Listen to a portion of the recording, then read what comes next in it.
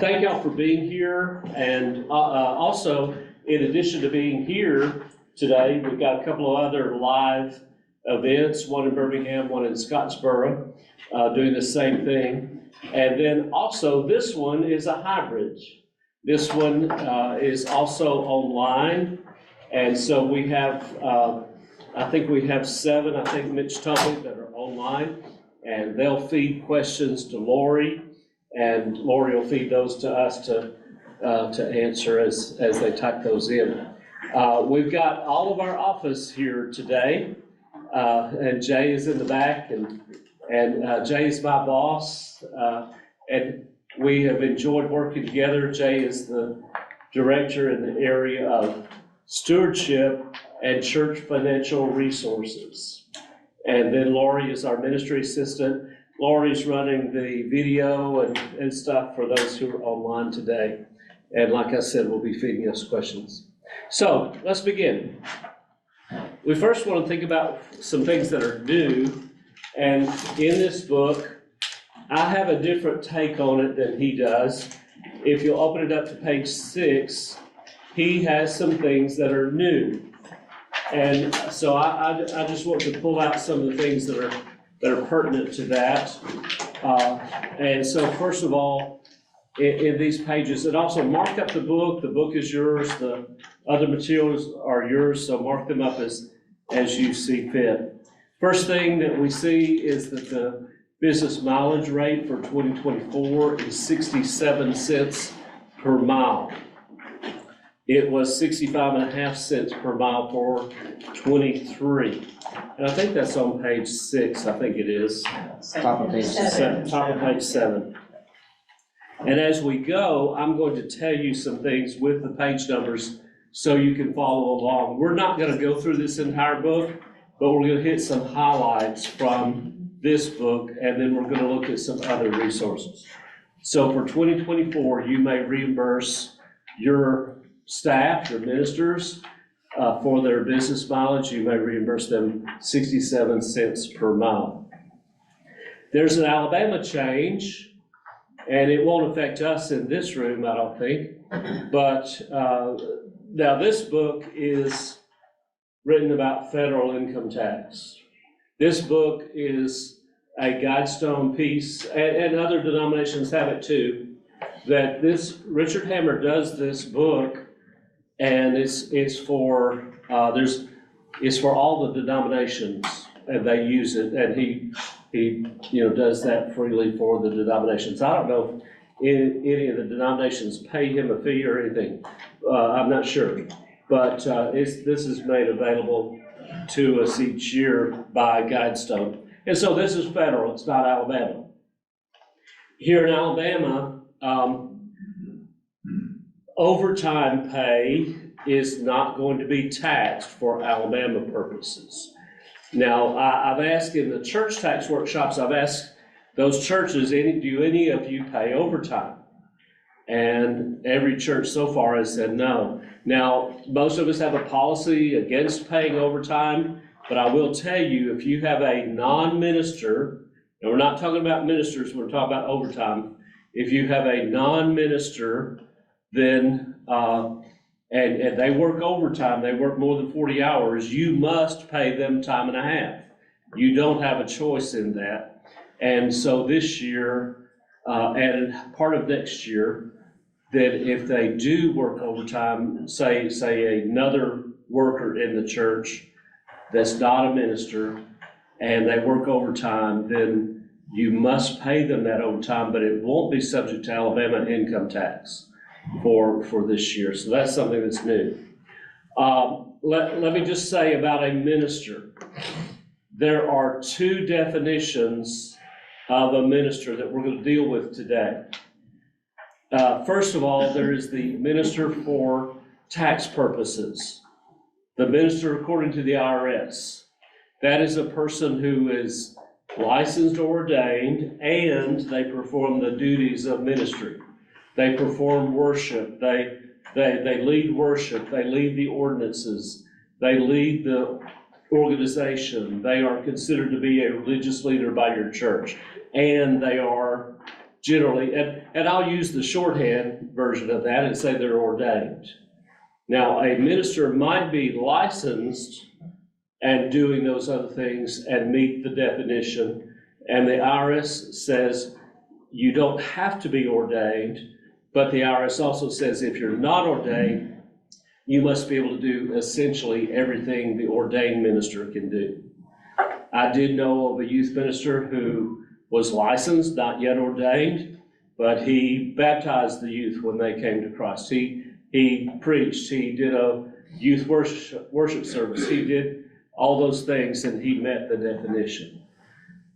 So, but we're going to generally talk about ordained.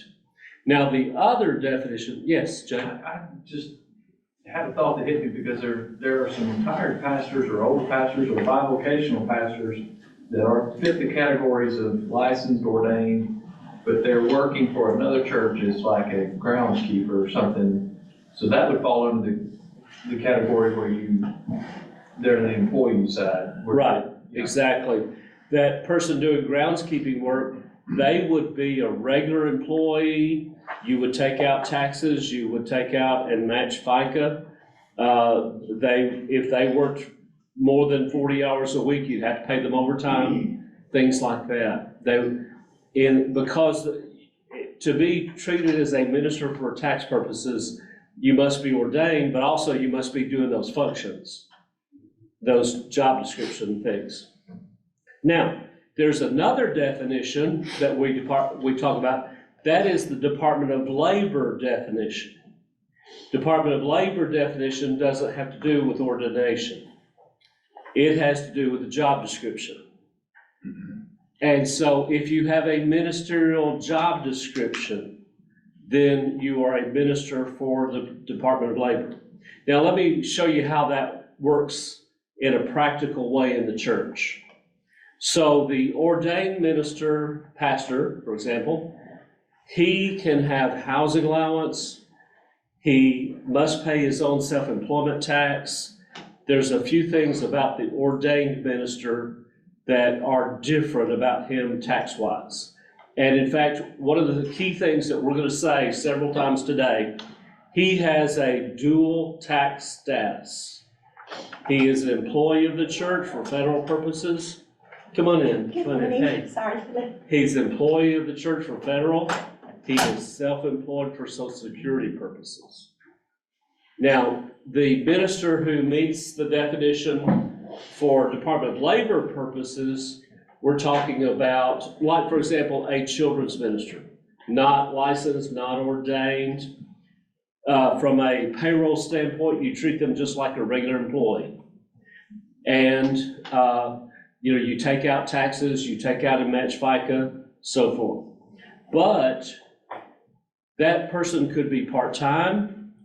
They might work 15 hours a week. They might not get paid a whole lot. But when it comes to, they take the kids to camp, they work 80, 90 hours that week. You don't have to pay them any overtime. They are exempt. Now, they are exempt as a minister. And that puts them exempt from a lot of things. But primarily the thing we're going to talk about today is they're exempt from any kind of overtime pay, no matter what happens. Okay? So, definition of minister, we have an IRS definition, ordained. We have a Department of Labor definition that has to do with job description. And today, if I just say the word minister and I don't clarify it, I'm talking about the ordained minister. Okay? And if you want to ask me a question about the non-ordained minister, just ask me, and we'll clarify that. So Alabama, no Alabama income tax on overtime pay for this year. Child tax credit, it's in the news right now. And here is the possible change. It hasn't changed so far. The child tax credit for 2024 is $2,000 per child under age 17. How many of you still have children under age 17? So that's good. That's a wonderful tax credit. Really helps you on your taxes. Now, here's what's different if it comes through. It has been passed by the House, but it has not been passed by the Senate, so who knows what's gonna happen? Whether it'll be passed, or whether it won't be passed, or whether we'll be looking at this again. If it does pass, then the tax credit will still be $2,000. Still gonna be $2,000, but the amount of refundable credit will go up. Right now, that amount is $1,600 of the $2,000. Here's what that means. If I end up, well, let's, I think that's next. Let's go ahead and do, yep, that's next. So let's go ahead and do it. Let's pull out this sheet. And estimated taxes for ministers. Estimated taxes for ministers. We're gonna go through an example. And in about 3 minutes, I'm gonna show you how to estimate taxes for a minister.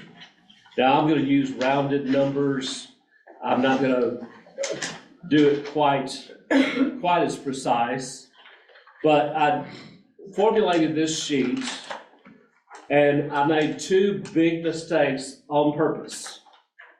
This sheet is wrong, intentionally. Here's my thinking. I wanted to do a sheet that you could estimate your taxes in 1 page. That was my goal, to get it into 1 page.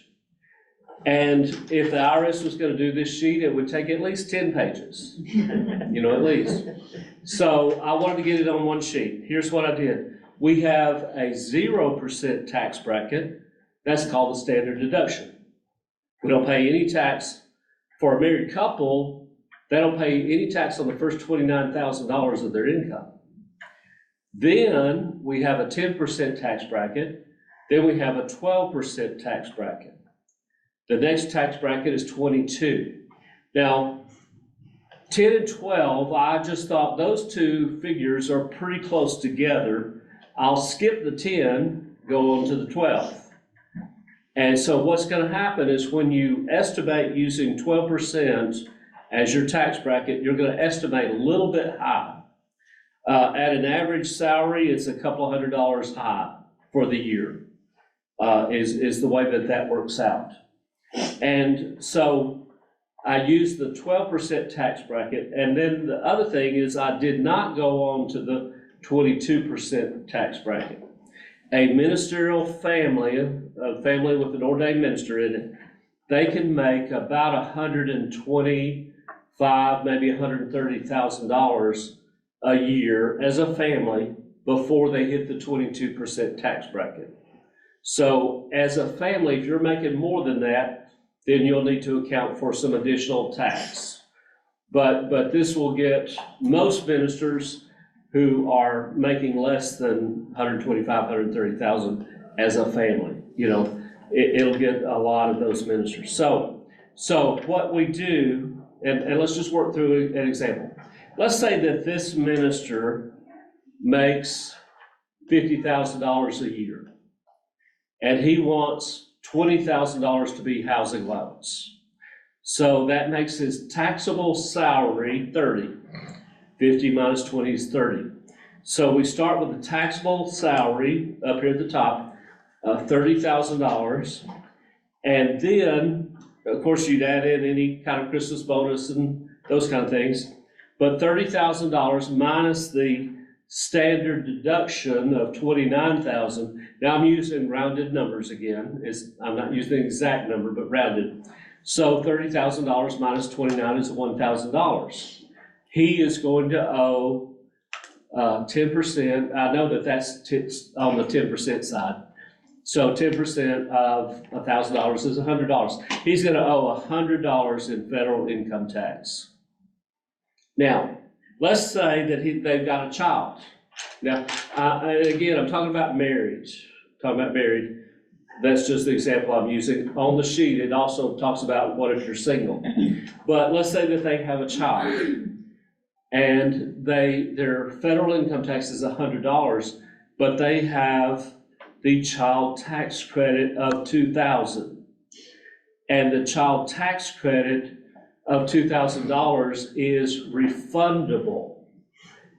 that means that if you get to zero on your federal income tax, you get some of that money back. That's what they mean by refundable. So in his case, he owes $100 federal. They've got one child. As it is right now, the refundable part of the child tax credit is $1,600. And so they would get back $1,500. 1,600 minus 100 is 1,500. If they change this, then they would get a little bit more back. They could get possibly, it goes up to 1,800 if it changes. So here's the changes to the child tax credit. If it does change, if Congress passes this, then the child tax credit will go, the refundable part will go from 1,600 to 1,800 and to 1,900 in 24 and to 2,000 in 25. Now, the child tax credit top line amount didn't change, but the amount that is refundable changed. And so what this is going to do is it's going to help those who have less income. It's going to especially help those with less income. So, like for example, my daughter and son-in-law have our two grandsons, and that's why we live in Huntsville, because of our two grandsons, and they're under age 17, and so they'll get a $2,000 child tax credit. But for them, since they make a little bit more, it's not going to be refundable. It won't be refundable to them. But if you make less money, then it would be refundable. And the amount of the part that's refundable is what's going up if it passes. Stay tuned. What about the $500 for the kids in college? Yes, those who are, now that's called dependent credit. And so if I have a dependent in the home, now none of that, to my knowledge, I think I'm right in saying this, none of that is refundable. Yeah, I believe that's correct. If you have a question about that, put it on your sheet and I'll look it up to be sure. But if you have a child in college up until age 24, you could have another dependent. You could have, let's say, well, my mother, she lived to be 95, and the last few years she lived with us. And she had some income, so I didn't count her as a dependent, but if she didn't have income, I could have counted her, or if I supplied more than half of what she needed, then I could have counted her as a dependent and gotten that $500 dependent credit. But it also applies to children who are in college up to age 24. They're older than 17, but they're still in school. And if they don't go to college, I think it's age 19 is when they're cut off. All right, so that's child tax credit. Stay tuned. We don't know how that's going to turn out. We'll just wait and see. As it is right now, it's $2,000, and the refundable part is $1,600. All right. Brother Lee, Yes. can you go back? Yes. If I've filed my taxes for 2023 and they pass it and say, here's $200 extra, they won't just send it to me. So how do we account for that? Maybe next year, or? It might be. I don't know how that's going to work. Okay. They were trying to get it done. Okay, so this is one of those bills that they try to get in the last part of December. Yeah. You know, and they're, in 22, I think it was, they passed legislation that was like December 29th or something. It was really late. And because they're haggling over stuff, they get later and later and later with this stuff. Well, they were working on the end of December, but they didn't get it done. So they started trying to work on it early in January. They still haven't gotten it done, and we're in February. Their next goal was try to get it done before January the 29th, I think it was the first day that you could file your taxes. And they're trying to get it done before that date.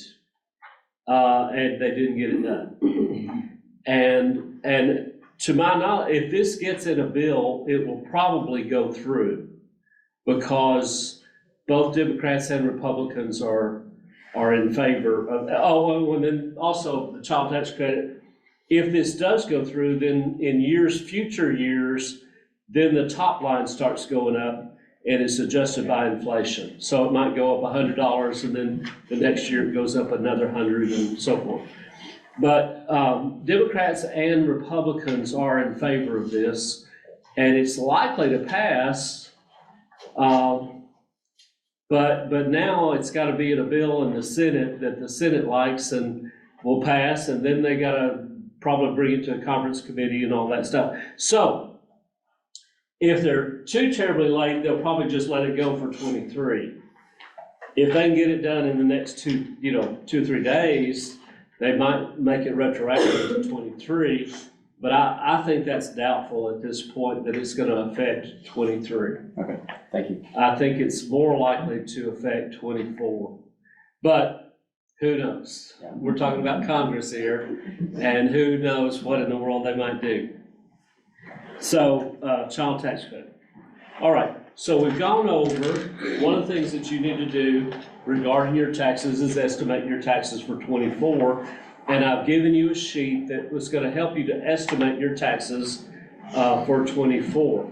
Now, as we go on down, let's take that same minister and let's finish the sheet.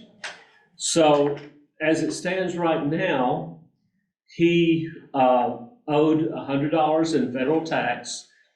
He has a $2,000 child tax credit, but $1,600 of it is refundable. So he's going to get back $1,600 minus the 100 he owes he's going to owe he's going to get back $1,500 from his federal income tax. Now let's look at his Social Security tax.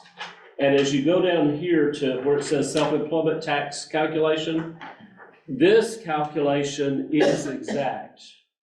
There's no fudging on this one. This one is exact.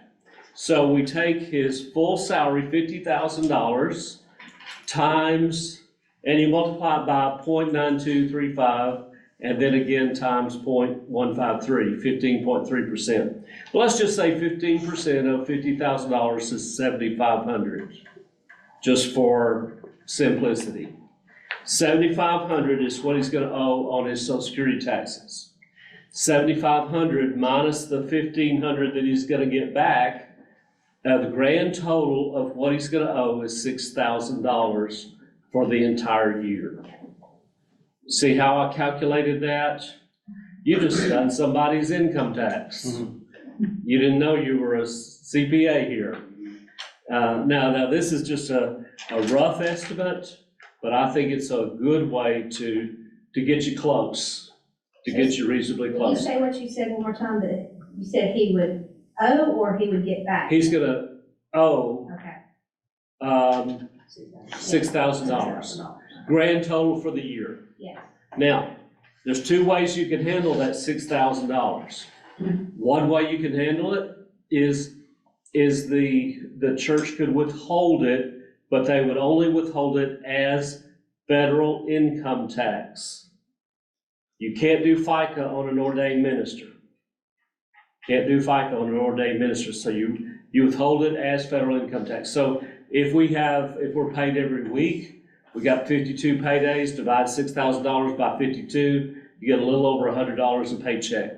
Comes out of his paycheck for federal income tax. The other way to do it is he can take that, divide it by 4, 6,000 divided by 4 is 1,500, and he can send it in as quarterly estimated tax payments. So either way, for a minister, you got the choice, does he want to withhold or not? Ordained minister. Now, for your other employees in the church, there is no choice. You must withhold federal income tax, you must withhold Social Security, FICA, and match FICA, and you must do state income tax if the wages are high enough that it calls for it. So that's the way that works. Even if you've got a nursery worker that works 2 hours a week, you got to withhold taxes. That's an employee, got to withhold taxes, and at the very least, you're going to be withholding and matching FICA on that nursery worker. All right. Probably a really dumb question, but whenever my pastor asked, because we were withholding extra federal taxes, and I'm like, if you withhold extra federal taxes, it'll help you when you file your taxes, for your self-employment. He's like, well, if I file my taxes, and then I will get my federal income tax back, and then I have to pay Social Security or the FICA, and I'm like, no, they will count that against each other, right? Right. What happens is on the Form 1040, you first figure up your federal income tax that you owe. Now, in our example, he was going to get back, what did I say, $1,500 he's going to get back. Even though he hadn't paid any in, he's going to get $1,500 back.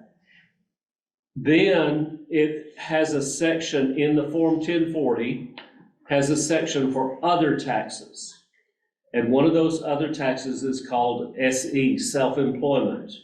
That's your Social Security tax. And so you calculate the SE tax, and then you add those together, and then it says total tax, and then it compares that to what you had withheld, and if you've had enough withheld or sent in with quarterly estimated tax payments, then you don't have to pay additional. So it's all on one, he doesn't have to wait until he Right. gets it back and then. He doesn't have to get it back and then send in his self-employment tax. That's a good question. And he doesn't have to. Okay, see how this works? And the way that you want to do it for a minister is you want to withhold extra to take care of those SE taxes, and then it'll all come out at the end when he does his federal Form 1040 and does that form. All right, great question. Now, couple of changes to Guidestone, and I just wanted to mention that this doesn't have anything to do with tax, but I did want to let you know. Contributions, now we're talking about Guidestone retirement. Everybody who is an employee of the church in this room should be in Guidestone. You really should be. And I'm going to do a presentation in a little bit called To Roth or Not to Roth. And you'll see that when we do that presentation. So anyway, everybody who's an employee of a church, Southern Baptist Church, you ought to be in the church retirement plan. And if you're a part of a Southern Baptist church, then there's some extra benefits that go with it. And so here's a couple things that have changed about those extra benefits. First of all, the contributions must be $50 a month or more to get the extra benefits. Now, that nursery worker that works 2 hours a week could participate in Guidestone. You know, that person makes $20 a week, and they could put some of that money into Guidestone. They just wouldn't get this extra benefits. But they could participate. So for those who do work 20 hours a week or more, and for all ministers, whether they work 20 hours a week or more or not.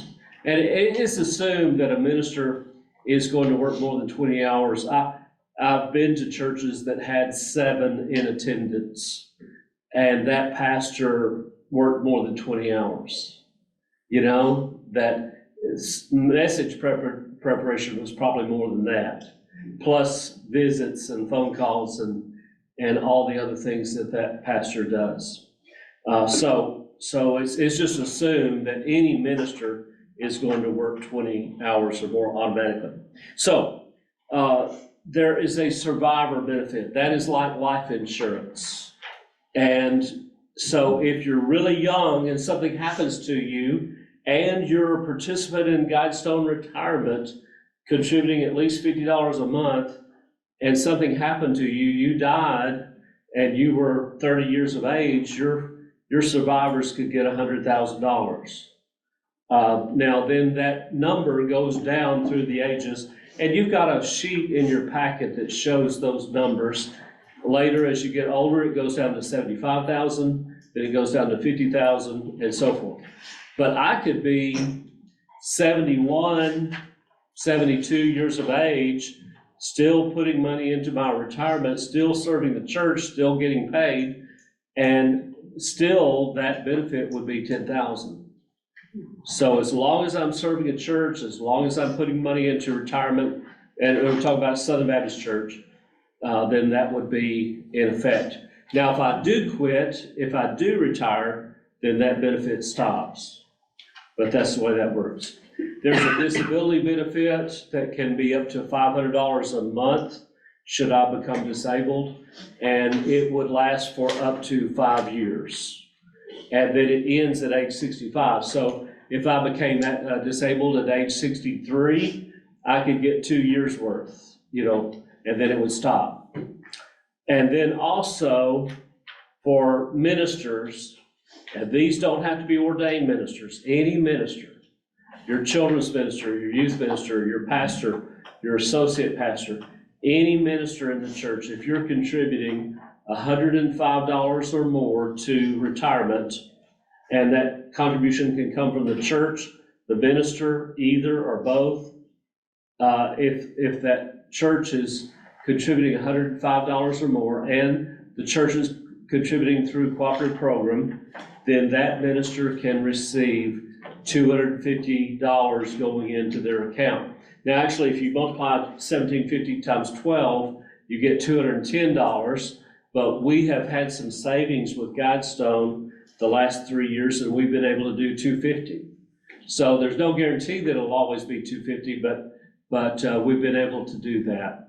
And that happens at the end of the year. Those of you who are ministers, you should look at your account, and about the end of November, sometime in there, you should, beginning of December, you should see an amount of $250 that went into your account. Okay, let me know if you should have gotten it and you didn't.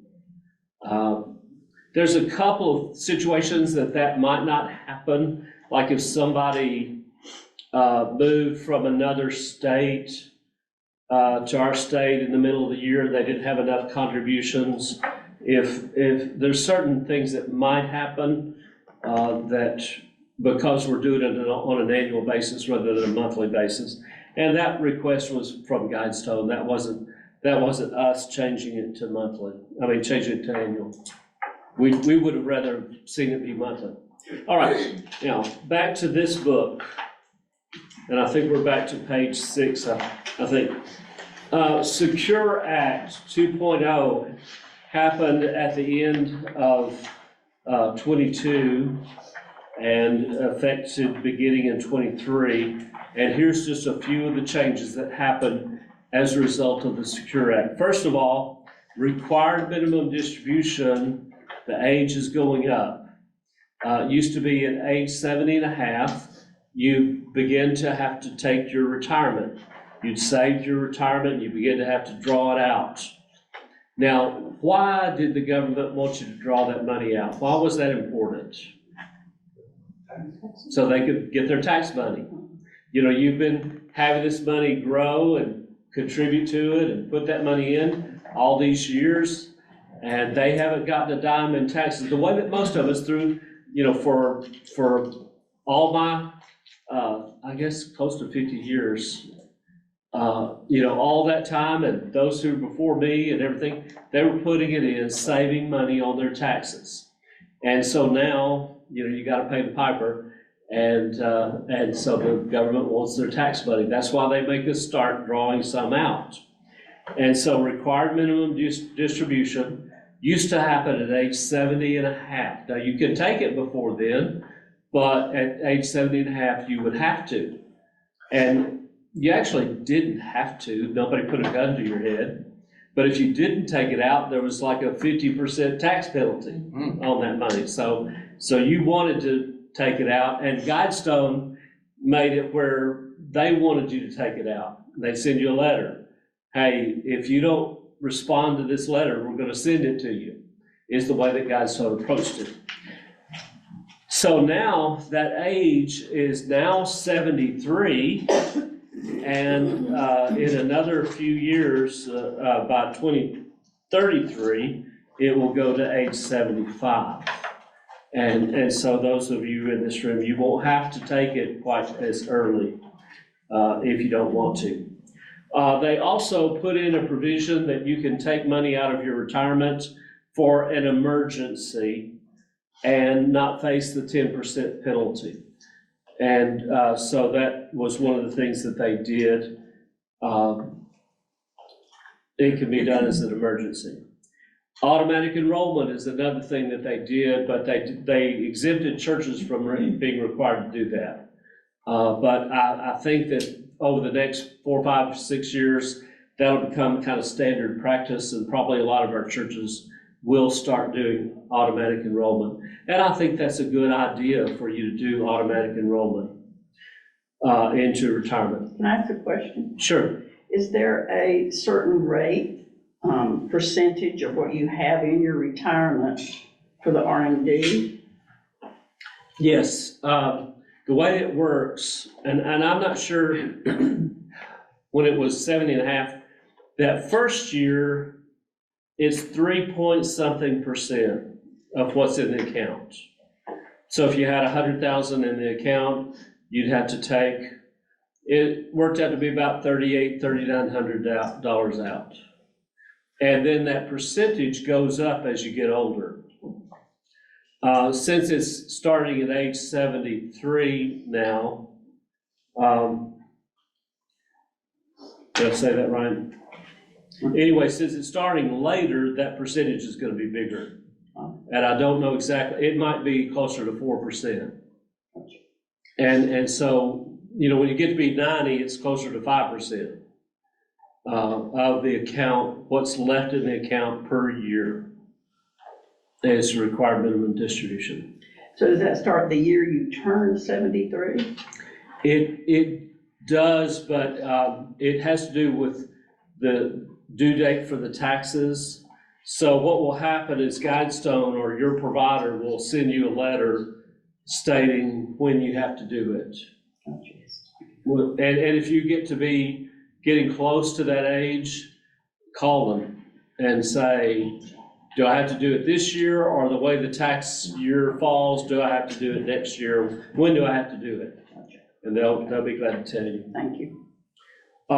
Your employer could match payments for, you know, you make a student loan payment and your employer puts money into your retirement. That could be done but that's your employer and their choice. This one is really good.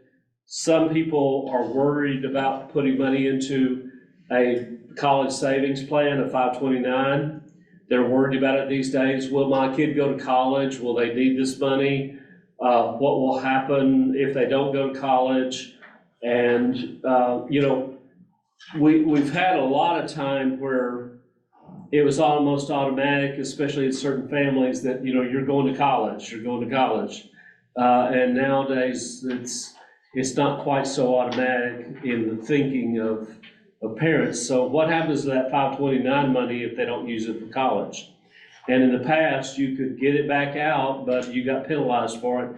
And the encouragement was to use that 529 money for somebody going to college. Now, college, I'm saying it could be trade school. It doesn't have to be a 4-year college. But what if some money is left in that account and we don't use it? Well, now that money can be rolled over into a Roth IRA for that child. So it starts them on savings towards their future retirement. This is a good thing. I like it. All right, so that's kind of a what's new section about some of the things. And Hammer didn't talk about some of those that I talked about. He talked about some others that I talked about there on page 6. All right, let's go to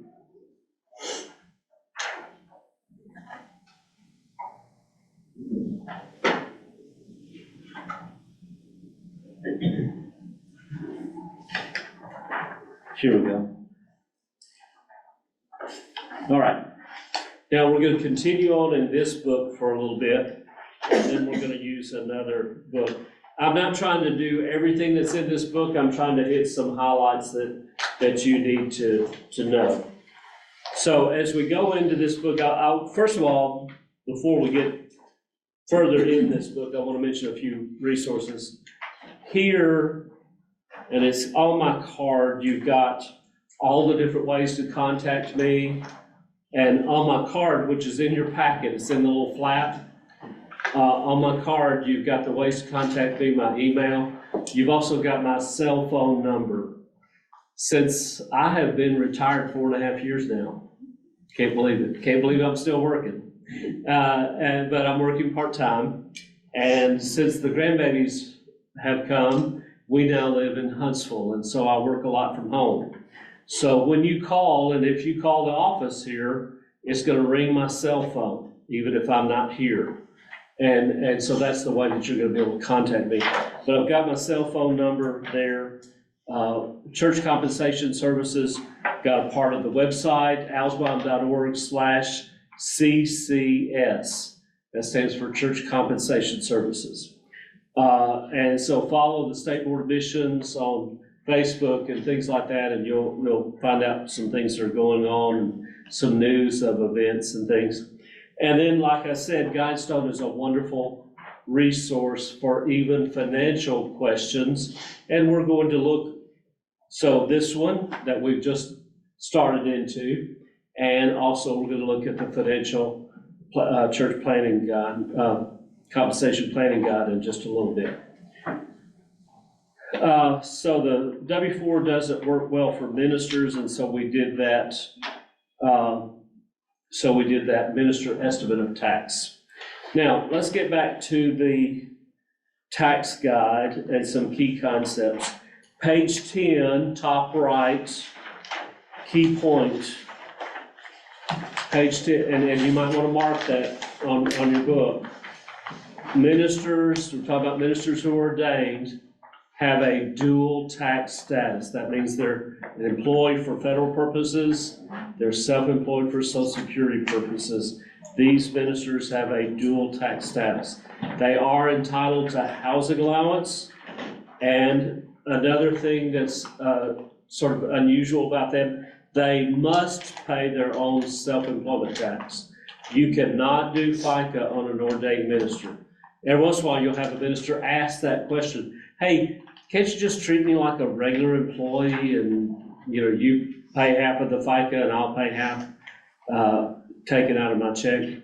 And no, they must pay their own self-employment tax. Now, what we just did is we withheld more federal income tax, too much federal income tax, and then that in the Form 1040, it was applied to take care of their SC tax under other taxes. But that's the way you can do it. So ministers have a dual tax status, employees for federal purposes, self-employed for Social Security. A minister serving a church should receive a W-2, not a 1099. Not a 1099. Now, if you have an interim pastor and that interim is just preaching, that interim might receive a 1099.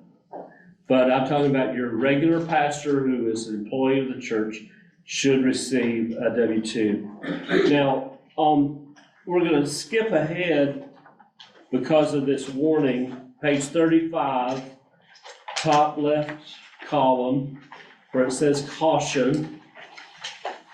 Many ministers continue to report their income taxes as self-employed on a Schedule C.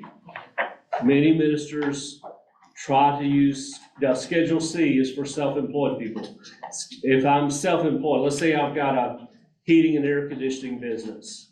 And so on my Schedule C, I show how much did I take in this year. I show all my expenses, what I paid out in materials and what I maybe had to pay a helper and that sort of thing, what all my expenses. And then what's left, that's what I made. And that's going to be taxable income. So that's a Schedule C. And so what the IRS has warned, and he's got it on page 35. Many ministers still try to show their income incorrectly on a Schedule C as if they're totally self-employed. And what will happen if you're audited is the IRS will, first of all, that's an audit flag anyway. But if you're audited, the agent will say, no, you're pastor of that church, you are an employee, so we're gonna take this off of Schedule C, we're gonna put it over here where it belongs, and then we're gonna recalculate your taxes. And them trying to write off business expenses is not gonna work. And so it's gonna end up with a lot more tax and penalties and interest if they do that. So notice that warning and mark in your book, mark that up, that section right there. Now, let's go back to page 10. Back to page 10. We're still talking about the same topic, but I just wanted you to see that warning that was on page 35. Many ministers, now there's some ministers who are truly self-employed, like an evangelist. That person is true, he's not an employee of your church. He comes in, he does a revival, you give him an honorarium or pay him, and that income is taxable, but you would give him a 1099. He's not an employee of your church, but your pastor is an employee. Your associate pastor is your employee. So, but many ministers do have self-employment income for some of their income. Some of their income, not all of it. Their church income, they're an employee, but I've got some other income. As a minister, what income might that be? What do you think? What? Weddings, funerals. Weddings, funerals, if I preach a revival in another church? Exactly. That would be other income, and I could use Schedule C for that other income. So, I could show my income from this funeral, but I could also show my expense from that funeral. There was one time that I drove 400 miles to do a funeral, and barely got paid enough to cover the mileage. That was okay, but I could show my income and show the expense on a Schedule C for that. Weddings, funerals, preaching engagements, speaking engagements, other things that I might do. Would See how that works? substitute teaching count for that? What are they gonna give you? Are they gonna give you a 1099? Good question. Hopefully, I guess. Okay, Because it's not regular, So I teach Bible class, Okay. at a local private school, every now and then. okay. So I would guess, now I'm guessing, this is dependent on that school, but I'm guessing they're gonna give you 1099. Yeah. And you could count that as self-employment income, and you could write off expenses related to doing that. Okay. Like, I've done a few funerals. I haven't done a wedding in a while, but all the people I know are old now.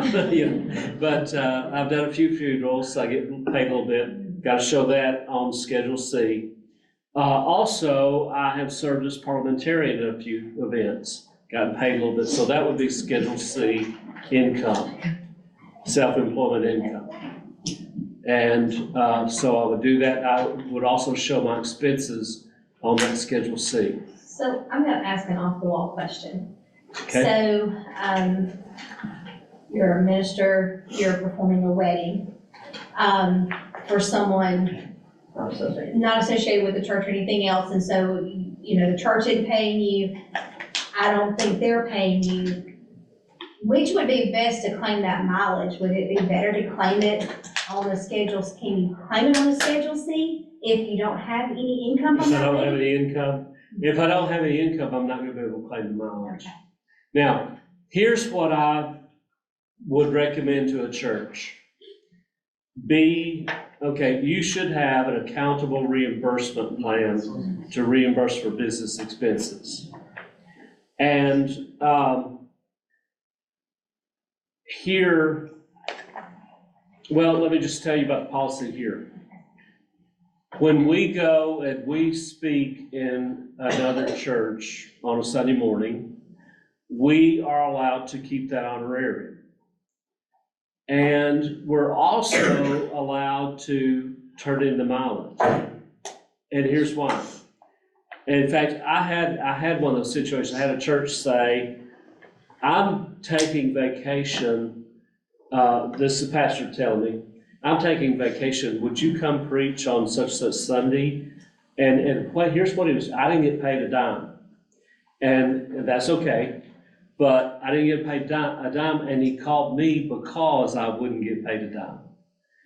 Because he had to pay for his own substitute. Wow. And that's the way it is in some churches. They have to pay for their own substitute, and he wouldn't, otherwise, if I hadn't been the one, he would have had to pay somebody, that would have been money out of his pocket. And so they do allow us to put the mileage on our mileage report for that kind of situation. And I think that churches should be generous in that regard, especially with funerals. Maybe a little less so with weddings, but there's a lot of funerals that I didn't get paid anything. And, you've got mileage, you may have some other expense involved in that funeral. So I think the church and the situation you're talking about, I think the church should have paid for that mileage.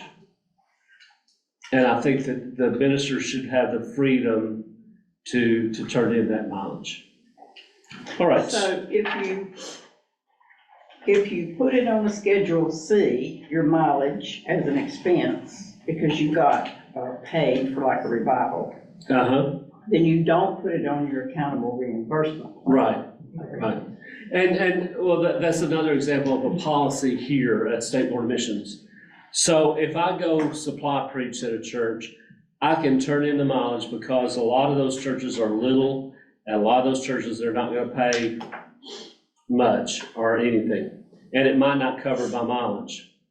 But policy of the State Board of Missions, if I do a revival in a church, I can't do that. Because that revival is more Ministerial. It's more optional. I can take the revival or not take the revival. As far as helping out a church on a Sunday morning, that's a little more critical, a little more vital, and so they allow it, but they don't allow me to turn in. If I did a revival for a church, they wouldn't allow me to turn in the mileage for that revival. They're going to expect that church to take care of it. Okay? All right. So, and then if I did a revival at another church, I would show on a Schedule C what I received minus my business expenses. And that's required. The Schedule C for that other income. Yes, for that other income. Mhm. All right. Now, ministers are better off as employees, and so certain benefits will be tax-free. You cannot have benefits, you cannot receive benefits if you're not an employee. Contract workers cannot receive benefits. I'm talking about like health insurance and life insurance and retirement contributions and stuff like that. If you're an employee, the risk of audit is lower, and it avoids the risk of being reclassified as an employee and facing additional taxes and penalties and interest. All right, next question, and this is from page 11, the right column. Should I opt out of, as a minister, should I opt out of Social Security? And our recommendation to you, and I know there's many Baptist ministers who have opted out of Social Security, but our recommendation to you is don't do it. First of all, and he's got a little section about this. Guidestone has about a 3-4 page brochure about opting out of Social Security. So first of all, you only have a 2-year window to opt out if you should want to. Second, you're going to sign an affidavit saying that you conscientiously object to receiving government benefits. It's not that you object to paying them, it's you object to receiving them. And you can't opt out because you don't like paying it. That's not a valid reason, and the IRS says that. And then here, Hammer says very few ministers qualify. And Guidestone, in their pamphlet, they say that they feel like almost, well, generally Southern Baptist ministers don't qualify, even though there are some Southern Baptist ministers who have. So that's page 11, the right column, if you want to read that section. Lee, have you had ministers opt out and they regret it at the end of their career? Yeah, in fact, there was a study done. I read an article. This was not done by Guidestone. It's not done by Richard Hammer, but it was much more neutral. It wasn't saying don't opt out. It was more neutral. You could go either way.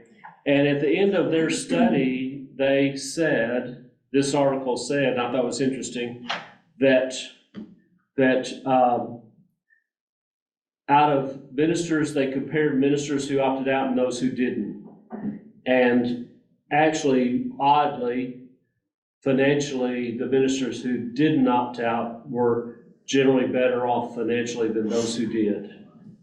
And those ministers who opt out, they have all this thinking of, I'm going to put that extra money into my savings for my retirement. I'm going to build up a lot more money. I can take that money and I can save it. I can do this with that money and that with that money. And sadly, though, a lot of them didn't. They didn't do it. And so they end up at retirement time. With nothing. Yeah. Or little. Now, many of those ministers still get Social Security because they had 10 quarters worth of work elsewhere. Yeah. Or their spouse worked and they had Social Security as a spouse.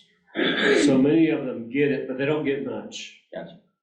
And then if a person went into ministry, married, opted out immediately, and the spouse never worked, they could get in a situation where they have no Social Security. Yeah.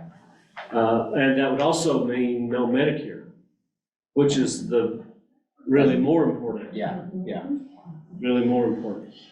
Now, you can buy Medicare when you get to that age, but it's basically just as expensive or almost as expensive as regular health insurance at that age. So, and as you get older, it's really, really expensive. So, okay. So how do ministers pay their taxes? This is page 12 on the left side. How do they pay their taxes?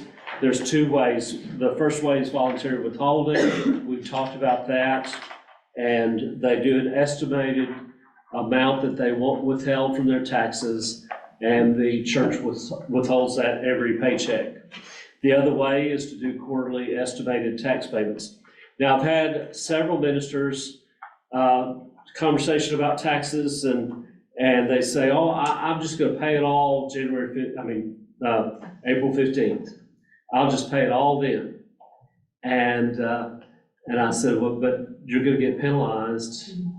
You have a underpayment penalty for not paying it either quarterly or through withholding. So you've got to do that. And if you're going to do your quarterlies, here's the dates: April 15th, June 15th, September 15th, and January 15th, that you've got to get those payments in. So in our example, if that person owed $6,000, divided by 4, $1,500, and each of these dates they would send in $1,500. All right, some other notes from the tax guide. Page 15, income. Page 15, income, and on the left-hand column, you've got a list of a lot of things that are taxable income. And we're gonna talk about that list in a little while, in a chart. You might kind of keep that book open as we go on to other guides. You might keep the book open to page 15. But on the right column, it says, even if your church didn't report it, let's say that you got a Christmas bonus, let's say you got a bonus for pastor appreciation. Even if your church didn't report it, first of all, if they didn't report it, you should ask them to do a W-2C, corrected W-2.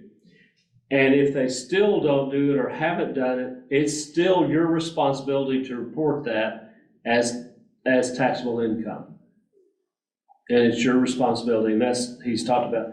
Also, even the IRS Audit Technique Guide, which is a publication you and I can look at, but it's specifically for IRS agents who are getting ready to audit and administer. It asks them a question to ask ministers: did you have other income? Did you have other income? And what they're thinking about is any kind of bonus or anything like that, did you report it? But also, did you do weddings and funerals and speaking engagements, and did you report those? So, did you have other income? All right, a few other additional notes. Remember to, now this is not in the guide because I'm going to specifically mention it about Alabama. Remember to track your itemized deductions, and including your medical, property taxes, mortgage interest, charitable contributions, and employee unreimbursed business expense. Remember to track those things. When this all changed, all this changed a few years ago, and I went to Goodwill, and I had some things that I was dropping off at Goodwill, and you know how they always say, do you want a receipt? And I said, no, I'm not good. I don't need it. I'm not gonna be able to itemize anymore. And I haven't, since that all changed, I haven't been able to itemize. I haven't had enough to itemize. But I should have thought differently about that because of Alabama taxes. And one more thing is that so even your employee unreimbursed business expense could be claimed on Alabama tax, but also those things of property taxes and mortgage interest and charitable giving and medical could be claimed on Alabama income tax. And we won't be able to itemize for federal, but we will be able to itemize for Alabama. And then the other thing is those employee unreimbursed business expense. When you calculate your self-employment tax, remember I said it, you take, let's say that example we did a little while ago, $50,000. And you take that self-employment tax, $50,000 times 15% is $7,500. But before I did that calculation, I could subtract any employee unreimbursed business expense from that. And we're allowed to do that. And Hammer talks about that in the calculation in this book. So it's not gonna help me on my federal tax, but it would help me on my SC calculation. So, in the advertising for this, I said, we're gonna talk today about how to save on your taxes. We're not gonna go over every form. There is an example. You can follow this example that's in this book.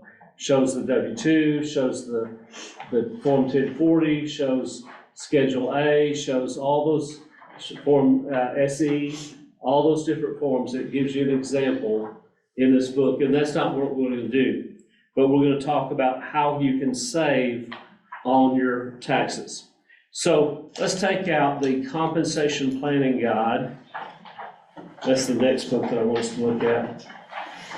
And if you'll open that up,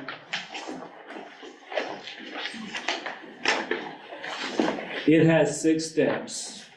Compensation planning guide, 6 steps.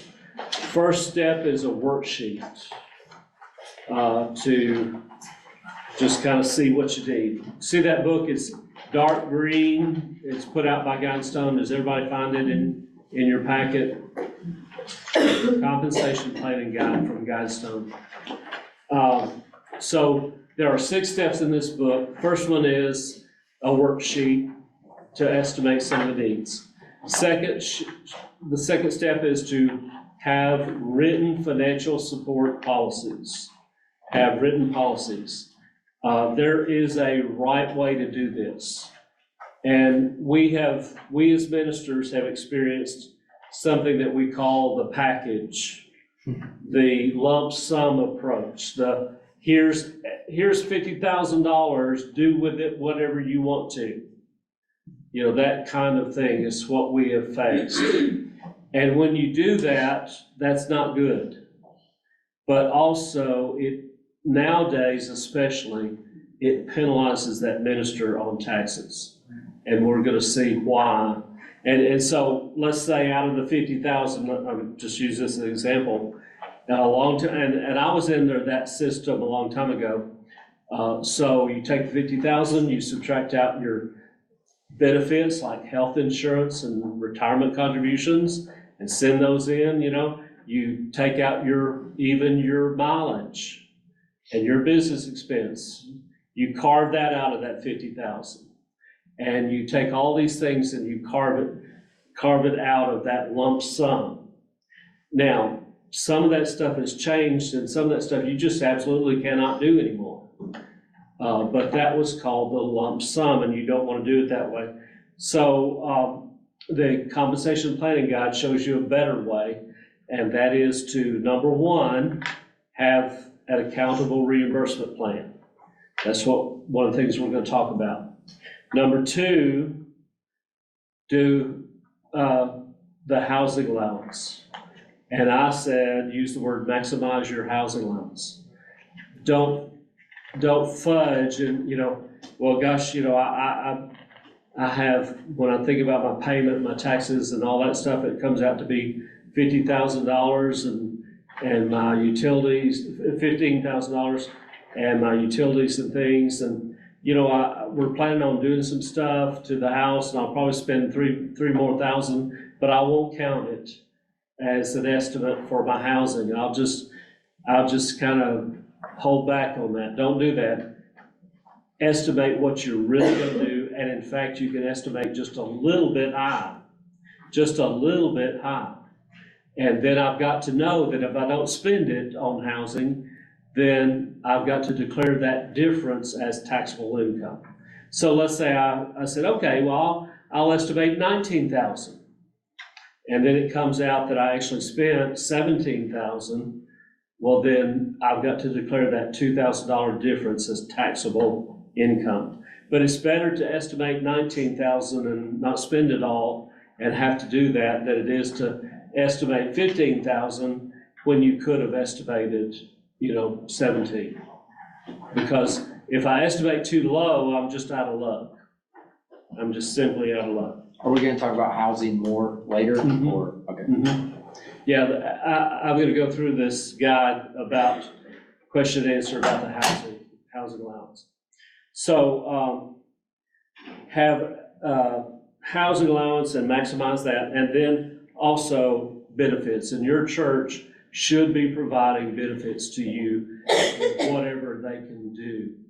I looked at average salary for a full-time pastor in a church running 50 to 99.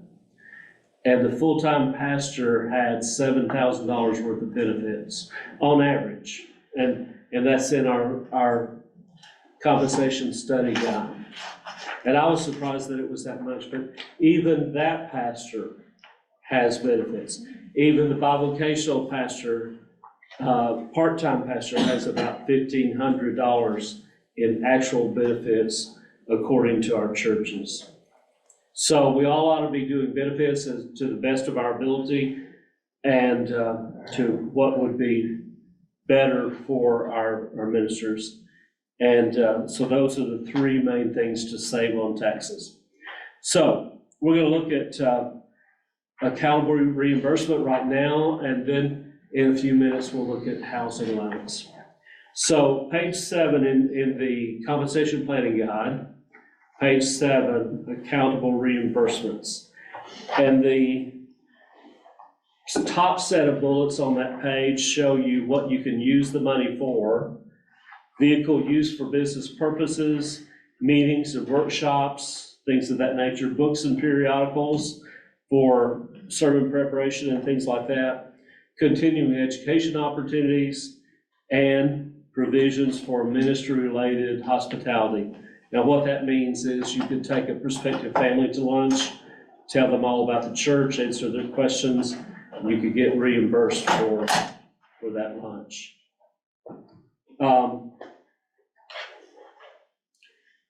The requirements are at the bottom of page 7, and these are the basic IRS requirements for having an accountable reimbursement. First of all, it's got to be done in writing. It must have a business purpose. That written report must be turned in at least every 60 days. And you may give an advance, but any kind of reconciliation of that money has got to be done within 120 days. So let's say going to convention, it's going to be expensive, but I don't know exactly how much it's going to be, so I could get an advance. And then I would reconcile that and bring any money back that was left over to the church. Can I ask a question? Uh-huh.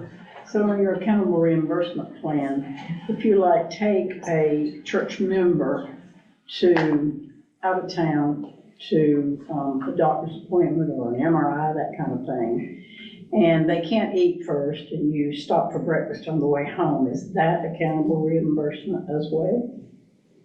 Okay, so yes. Because I am performing ministry, it's got a business purpose to it, and I pay for lunch. Okay. Yeah, so I can get reimbursed for that. Okay.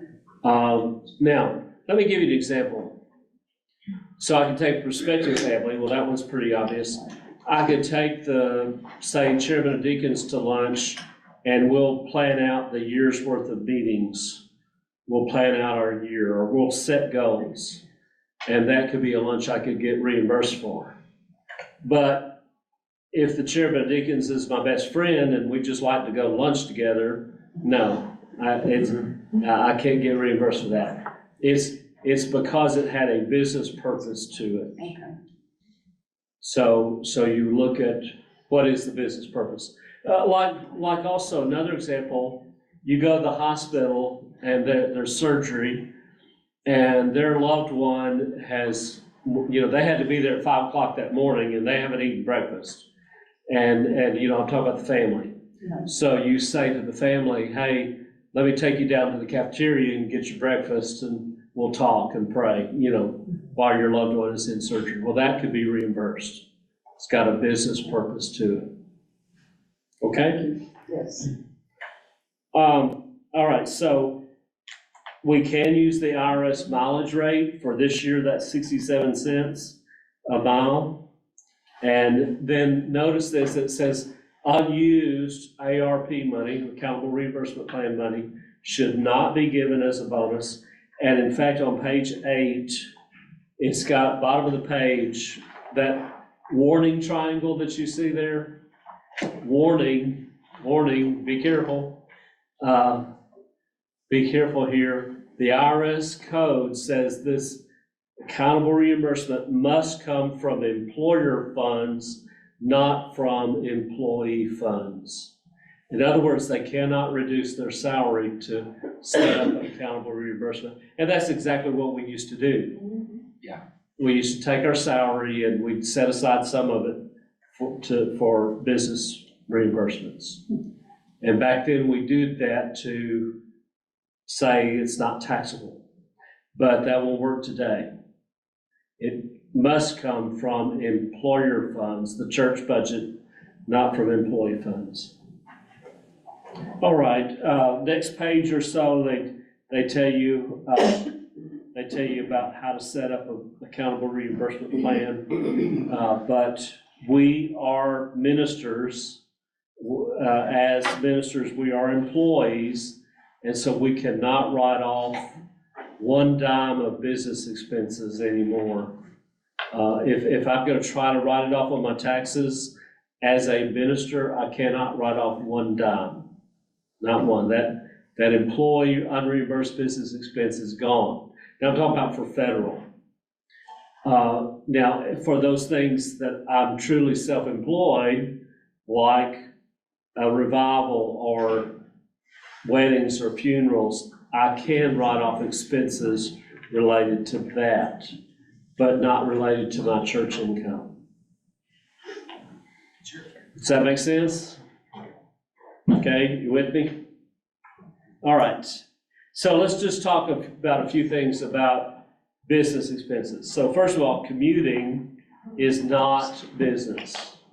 Going from home to church is not. And even if you go back to church, it's not business miles. I used to think that if I had to go back for a night meeting, that was, mileage I could count. But any trip from home to church is commuting, and I can't count that mileage. Now, there is a thing called a temporary work location. You can find this in IRS publication 463. There's a thing called a temporary work location. So what mileage, the question is, what mileage can I count?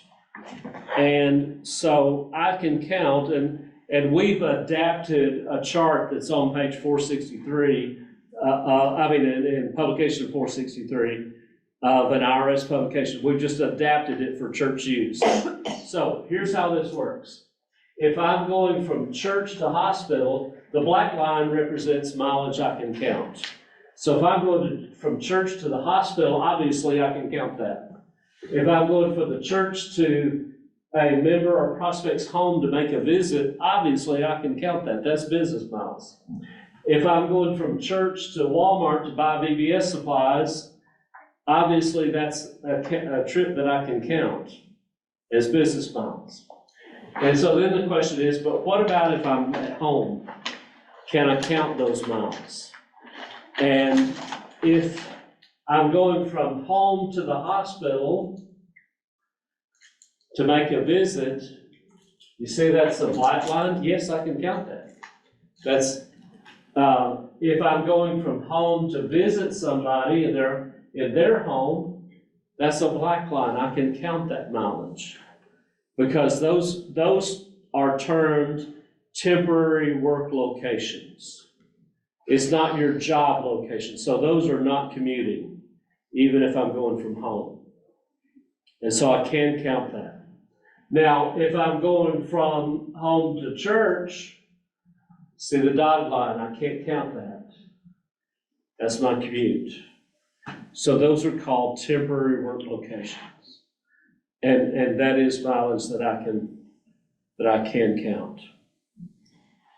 Okay, if you want to read more about it, look at IRS publication 463. I'm just taking what's talked about in the compensation planning guide and kind of expanding on a few things. So is it still the rule, go back if you don't mind. Okay? So is it still the rule that if the minister makes a habit of always going to the hospital first and then going to the church or to a member's, is it still the rule that then that becomes unreimbursable? Yes. Okay. Yes, that if I always do that, let's say every Monday morning, go to the hospital first, then I go to church. Well, then I should count home to hospital as my commute. That has ceased to be a temporary work location. It's become a permanent work location. So that's my commute, and I can count the mileage from hospital to church. I can count that. That's exactly right. So going from home, like every Wednesday morning, he goes to the high school in McKenzie and has prayer with the teachers and staff and does AEs with the FCA. Is that reimbursable? from home to the school and back every And that's Wednesday morning? every Wednesday morning. Every, So a temporary work location can only last a year. So that's gonna cease to be a temporary work location. on the second. And so what you would do is you'd count from home to the school as commute, and from the school to church as business. Would it matter that it's gonna stop in the summer? I'm going up there during the summer, right? No, that's right. So we would never do it straight for a year. I think it's just that year. Now, and here's one that I'm confused about. Okay, so if your town has one hospital, and every Monday morning you go to that hospital, and you do that week in and week out, then obviously that one ceases to be a temporary work location, and you gotta start counting from home to hospital as my commute, and then hospital to church as business wise. But what if we're in Birmingham and there's like 30 different hospitals? And I might make a habit of every Monday morning going to the hospital, but it's not the same one. Then I think you could count it. Yeah, I think you could Because it's count not it. the same one. It's not the same. Would it save you? Would it save you if you just count from church building to UAB? Or, not leave from your home per se? Oh, yeah, I even knew a CPA that did that. They would say, well, it's 25 miles to UAB from my home, but it's 3 miles to the church, so I won't count the 25 miles, I'll count the 22, as if I went by the church first. But actually, you don't have to do that. You can, as long as it remains a temporary work location, then I can count the full miles from home to there. Yeah. So, our home, excuse me, is his permanent work location. We don't have an office at the church. He doesn't go to the school on Wednesday morning and then to church. He goes to the Okay. school and home. Then that's business miles. Oh, it is. If there is no office at the church, then basically anywhere he goes is business. Cool. You don't have a commute. You really don't have a commute. I mean, anywhere he goes for business purpose Right. is business miles. Yeah. That's a good He's one. always a pastor. All right, also in publication 463, IRS publication 463, it talks about the difference between transportation and travel. And this asks another question. The question we're going to get to is, when can I count a meal? So transportation is local, it's today, it's within my local area. I can count mileage, I can count tolls, I can count anything, and generally, I cannot count a meal. Let's say that I go to this hospital, and then I go to lunch, and then I go to this hospital. Can I count that lunch? No. Now, travel is out of town overnight. And when I do out of town overnight, I can count meals. I can count my mileage, I can count the hotel, I can count my meals. And I can be reimbursed for that. Now, there is another question about the transportation that day. Is there ever a time that I can count my meal? And the IRS says you can count a meal when it is to keep the employee on the job. Like, for example, let's say that I go to, 10 different hospitals all in a day, and it's made a 12-hour day, and I ate lunch while I was out, I could count a meal. They say it is includable in order to keep the person on the job, as in overtime. which would be like that. Now, another time that I can count a meal is if it comes under hospitality. I'm visiting, 4 different hospitals, and one of them was that breakfast thing that they were there at 5 o'clock in the morning, they didn't eat breakfast, I got their breakfast for them. I can count it for that reason. Also, the church may provide a meal under what's called de minimis, and this is in IRS Publication 15. What can we give to our employees that's not taxable? What can we give them that's not taxable? And any kind of money, cash or cash equivalents, it is taxable. That comes from employer to employee. But these things are called de minimis, and it's in Publication 15B. Occasional use of the copy machine for personal purpose, a holiday gift of low value. Not money. Not money. Ham or turkey at holiday time as an example given. Group term insurance for spouse and dependents of $2,000. Occasional tickets to an entertainment or sporting event. That doesn't mean the Super Bowl. Doesn't mean flying to Las Vegas, doesn't mean the Super Bowl. Occasional party or picnic for the staff. Coffee and donuts, soft drinks in the office. Now, that occasional party or picnic, we do that here at the State Board of Missions. So we have a lunch, and our lunch is not occasionally.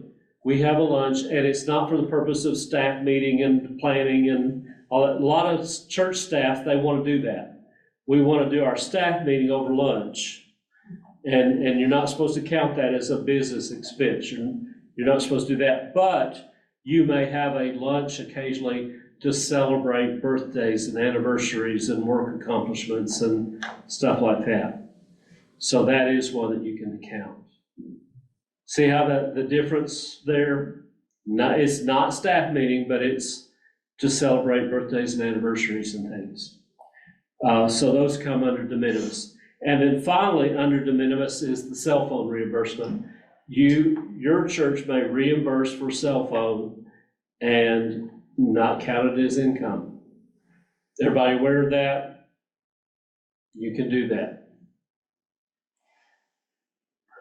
Publication 15B also says cash and cash equivalents are never too small to not be accounted for.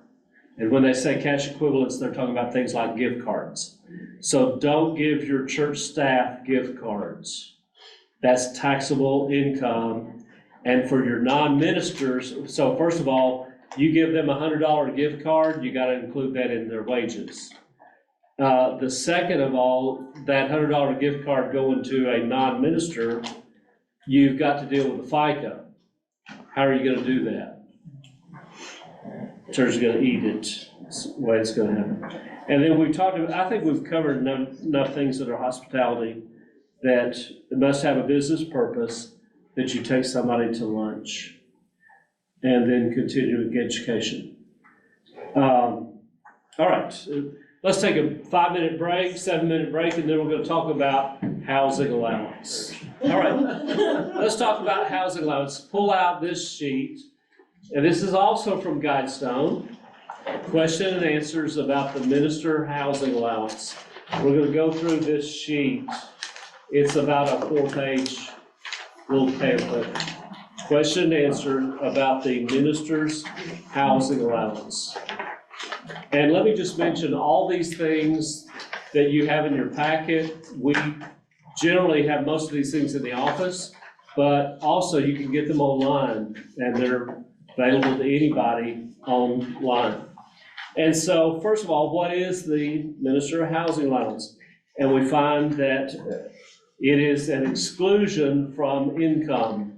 Now that's sort of a weird, it is excluded from income. It's not a deduction, it's excluded. Now here's what that means to you and me.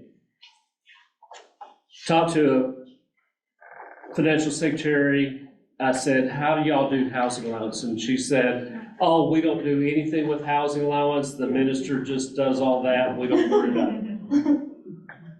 Can't do that. Good luck. That minister does not have the authority to do that. The church does that. The church approves the housing allowance. The church has the authority to do that. The minister does not. So it's not a deduction. And if the housing allowance was $18,000, but he spent 20, he can't deduct the rest. If, and so forth. It is an exclusion from income, not a deduction. And, to you and me, that's not much difference, but it is a difference. Okay, only the church or church-related income can be used for that, and it is excluded for income for federal and for state, but it is subject to self-employment tax. Who's eligible? And we talked about that it is the ordained minister who conducts worship and so forth. And we've talked through that one. What are the minister's responsibilities? And so you see here that we're just kind of going down through this list here on this pamphlet. What are the minister's responsibilities? First, to determine if they're eligible. Second, understand the limits and the rules. Third, present the estimate to the church. Then fourth, maintain the records. He's got to be ready to substantiate that to the IRS and to report to as income any excess. So if I had $20,000 as housing allowance, but I only spent 18, I've got to report that excess $2,000 as taxable income. And then it's my responsibility to pay the self-employment tax. What's the church's responsibility? Church's responsibility is to designate the amount prior to paying the minister. It's got to be done in advance, can't be done retroactively. And so that review should be done annually. And you should ask your minister, hey, here is a form. By the way, in the church compensation planning guide, there is a form that minister can use to estimate his housing needs. And here's a form you could use. Do we need to change housing this year? And you really ought to review it annually. I have been shocked in these last few years. My housing cost, where I live now in Huntsville, the price of my house is similar to the price of the house that I was in this area when we lived here. And so a similar price house. One thing that's shocking to me is for decades, my water bill was about $50 a month. And even when I had two girls in the house and they took long showers, it was about 50. My water bill today is always over 100, usually 120, and it's just two of us. I don't understand, what happened. The other thing is my property taxes are 50. I told you similar value property. But my property taxes are 50% higher than they were just 5 years ago. And I'm like, wow. So, it's good to review this every year. Do you want to increase it? Do you need to change your housing allowance? And that's good to take a look at. So review it annually, record it as set until changed by official decision. So either in your budget or in your minutes or however you approve the housing allowance, have a little footnote saying this housing allowance is for 2024 and all future years until changed by church action. So be sure and have that. That way we've at least got that amount as housing allowance. We haven't neglected the housing allowance. And so it is something that we need to look at every year. And one thing that you and I need to understand is if the housing allowance has not been requested, the housing allowance has not been approved, what's the housing allowance? Zero. So it's very, very important that we get that done.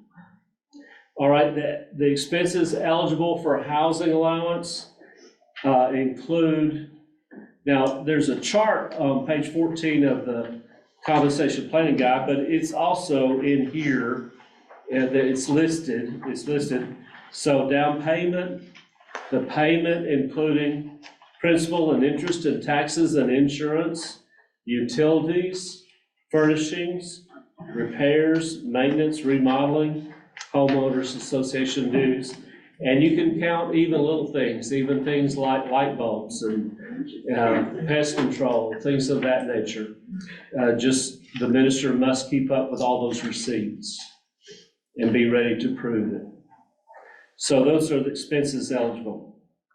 Expenses not eligible for housing include food and domestic help. Those are not included. Also not included, so, and that one kind of gets to a question. Domestic help, meaning that I have somebody come in and do this all the time, or what if I had a cleaning service come in and clean my house once a month? Well, yes, I could count that. There's, it's a little different. That you gotta think through that.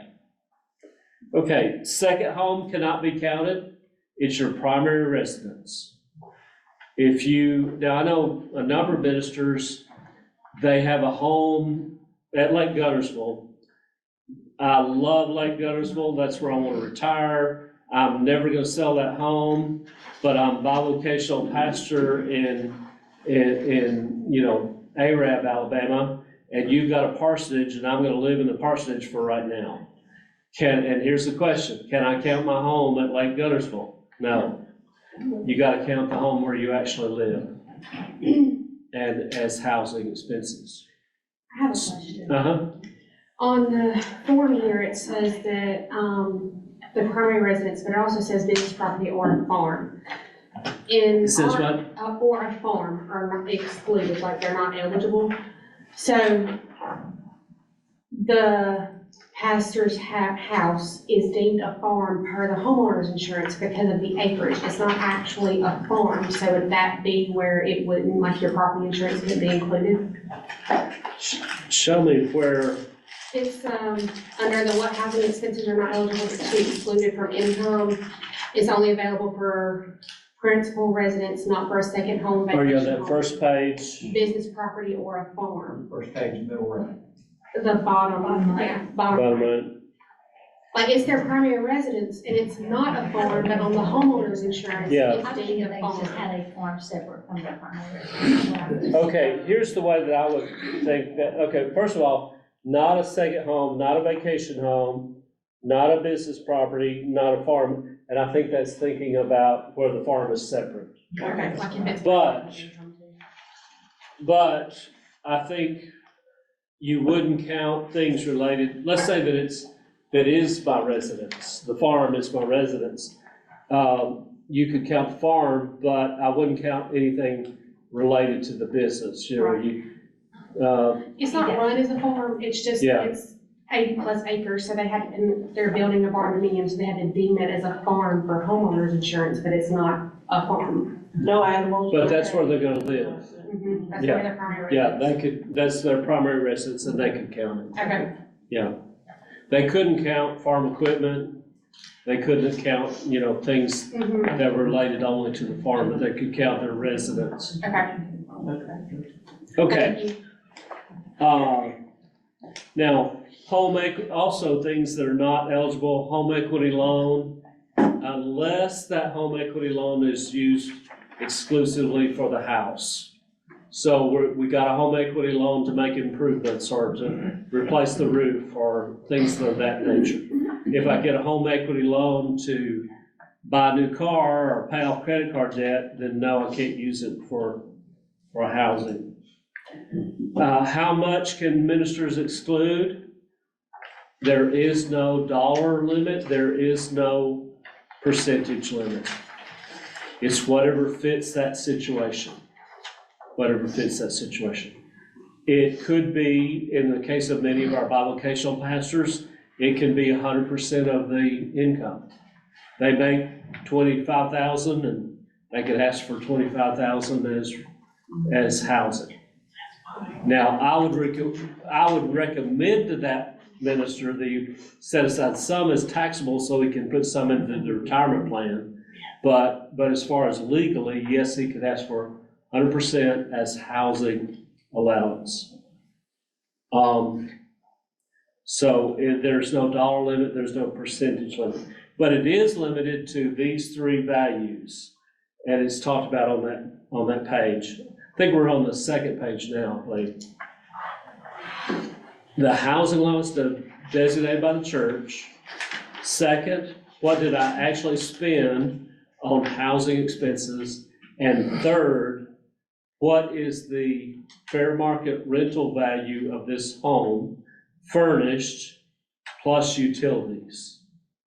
So let's say that I asked for $20,000 and I spend $20,000, and the fair market rental value of this home, furnished plus utilities, is $25,000. Well, I asked for 20 and I spent 20. It's whichever number is lowest. What if I asked for 30? We're going to spend some more money on the house. We're going to make some improvements, or got to replace the air conditioning. I asked for 30 and I spend 30, but what if the fair market rental value furnished plus utilities is 25? Well, then I've got to count the lowest number, which is 25 in that instance. So is it ever advantageous to pay your house off as a minister? Well, Housing allowance, you know? I think so, because two reasons. Now that we had a goal, Lynette and I had a goal, that when we retired, we'd pay our house off. And that was just a lifetime goal, something that she always wanted to do. It was a whole lot about what she wanted, you know? And, Amen. Yes, ma'am. but the second part of that is housing allowance is not quite as advantageous as it used to be. And I'll show you why in a little bit. Third part is when you pay your house off, it's kind of like getting a little bit of a raise. You've got those expenses I don't have to spend anymore. And so it is a good thing. I've heard ministers talk about, I'll never pay my house off. Or if I do pay my house off, I'll get a home equity loan, you know, or things like that. Now, while you're paying off your house, of course, take every tax advantage that you can. And if you need a home equity loan, when you get to that point, if you need a home equity loan to improve it or something like that, well, sure. But I think it's a good thing to pay off your house, especially as you approach retirement. That's just opinion. It's a good question. It's an important question. So it's the lowest of those three values, and there is no percentage limit or dollar. But if I'm renting, well, then it's the amount designated by the church and my actual expenses. If I'm in a parsonage, can I have a housing allowance? Yes, because you probably have some of the expenses. You might pay part of the utilities, you might pay your home internet service. You might pay some of those things, and you can have you're gonna buy your furnishings, and you're gonna buy your property insurance, was homeowners insurance, but it's renters insurance. It's renters insurance, and so you do need a housing allowance for those things. Can I ask a question before you move on there? This Sure. isn't exactly related to that, but our church has two parsonages. And I've lived in one and our youth pastors lived in one. Okay, Well, last year, my wife and I bought a house. And so now we have the parsonage that's sitting there empty. okay. And the church is considering renting that house. Mhm. Is that allowable? Yes. I knew at one time, but I think that had been discouraged, because this had come up before for the church. And whenever they checked into it, it was like, well, that's probably not a good idea for us to do that. So that was one of my questions today, is if that's allowable. And Your church may rent it out. The only thing that's gonna change is your church will probably pay property taxes on that land because you're not using it for church purpose anymore. And now rental income, there's another thing called unrelated business income. And rental income is usually not, but if it's mortgaged, it might be. But that's an whole other question. yeah, the house is paid for, so Yeah. that's not an issue, but Then your I was church can coming rent at it it out. from the angle of, what if we offered it as a home for furloughed missionaries, that they could Yeah. come and stay when they're on furlough, and us use it as a mission, to them. And that's a They would good just idea. they'd pay their utilities, but would provide everything else for them, That's a good idea. There's churches that have done that. There's one church I know of that has a house, same situation, and they use it for terminated ministers and their families. And so any of that can be done. I Or, just don't wanna get in or the it could be rental management, business, and that's what I'm afraid of is, that I don't wanna be responsible for renters and okay. if they're paying them, that kind of stuff. And those other things could be good use of the home and Yeah, good ministry. And you still don't have to pay property tax if it's used as a furlough house or a mission house, if you I will. wouldn't think so, because you're using it for church purpose. Okay. Now, even if you're in a parsonage, that parsonage has a rental value, and you as the minister, you've got to count that rental value in calculating your SE tax. Let me give you an example. Let's say that the pastor lives in a parsonage. Let's say he makes $40,000 plus the use of this parsonage. And it would rent for $800 a month. Now, $800 a month is low these days. It might rent for $1,200 or more, but I'm going to use 800 and say, well, for a year, that's $10,000. I'm just using round numbers here. So he makes 40, has a rental value of $10,000, and the church is going to pay all of his utilities amounting to $4,000. So 40 plus 10 plus 4 is $54,000. I'm going to pay my federal income tax on the 40, but I'm going to pay my SE tax on $54,000. Now, I didn't make $54,000, but I'm going to pay SE tax on all of that. That one's a killer. Okay. Is it counted? Is housing counted for self-employment tax? Yes, it is counted. Are bivocational pastors eligible? Yes. It works the exact same way. Can I deduct my mortgage interest and my property tax? Yes. And this has been called through the years the double deduction. I mean, that's sort of the slang for it. Is because, we talked about that first part, it's not really a deduction. But it's known as the double deduction. But the problem these days, so for years, I could count my property tax and my mortgage interest twice. Count it once as housing allowance, once as an itemized deduction on my taxes. But most of us can't do that anymore because we can't itemize. We just don't have enough to itemize. Now, if I should have enough to itemize, yes, I could count it, and I would get that, quote, double deduction. But many of us can't these days. Is the down payment eligible? Yes, but I'm still under that limit of fair market value furnished plus utilities. So let's say that I would normally spend $20,000 on housing, and let's say that I want to put down $30,000 on buying a house. So I'm gonna ask for $50,000 this year for housing. 20 that I normally spend and 30 because it's down payment.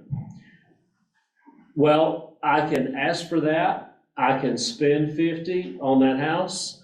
That is housing related, but what is the fair market rental value furnished plus utilities? If that number is just 30, then 30 is all I can count. So I can count down payment, but I might not be able to count all of it. I might only count part of it. What about a debt-free home? Then you've got everything else to count. You've got your insurance, your property taxes, your furnishings, your utilities, your maintenance, upkeep, homeowners association dues. All those things are still counted as housing expenses. When can the church designate? Should be done before the beginning of the year, but it can be done anytime during the year. The minister might say, you know, it's February and I know before it gets hot, I know I've got to replace my air conditioning unit. So I want to increase my housing allowance now to get ready for that. So it can be changed at any time. Can be started at any time? Can you? Be started? Yes, it can be started. Let's say we've forgotten to. Well, let's say we've got a brand new pastor, he started January 1st, we forgot to do it. Now, that should never happen, but we just totally forgot. Well, then we could ask for it right now. But the problem is it doesn't go back to January 1st. It start right now. What if the church forgets, then it's zero, and that's why we should put that wording in, that it would be for this and all future years until changed. How to ensure that we have that safety net language. Is there a limit? No, but you gotta remember the rules, and that third number, that furnished plus utilities, fair market value, furnished plus utilities, that becomes the limiting factor. What if my designation exceeds my expenses?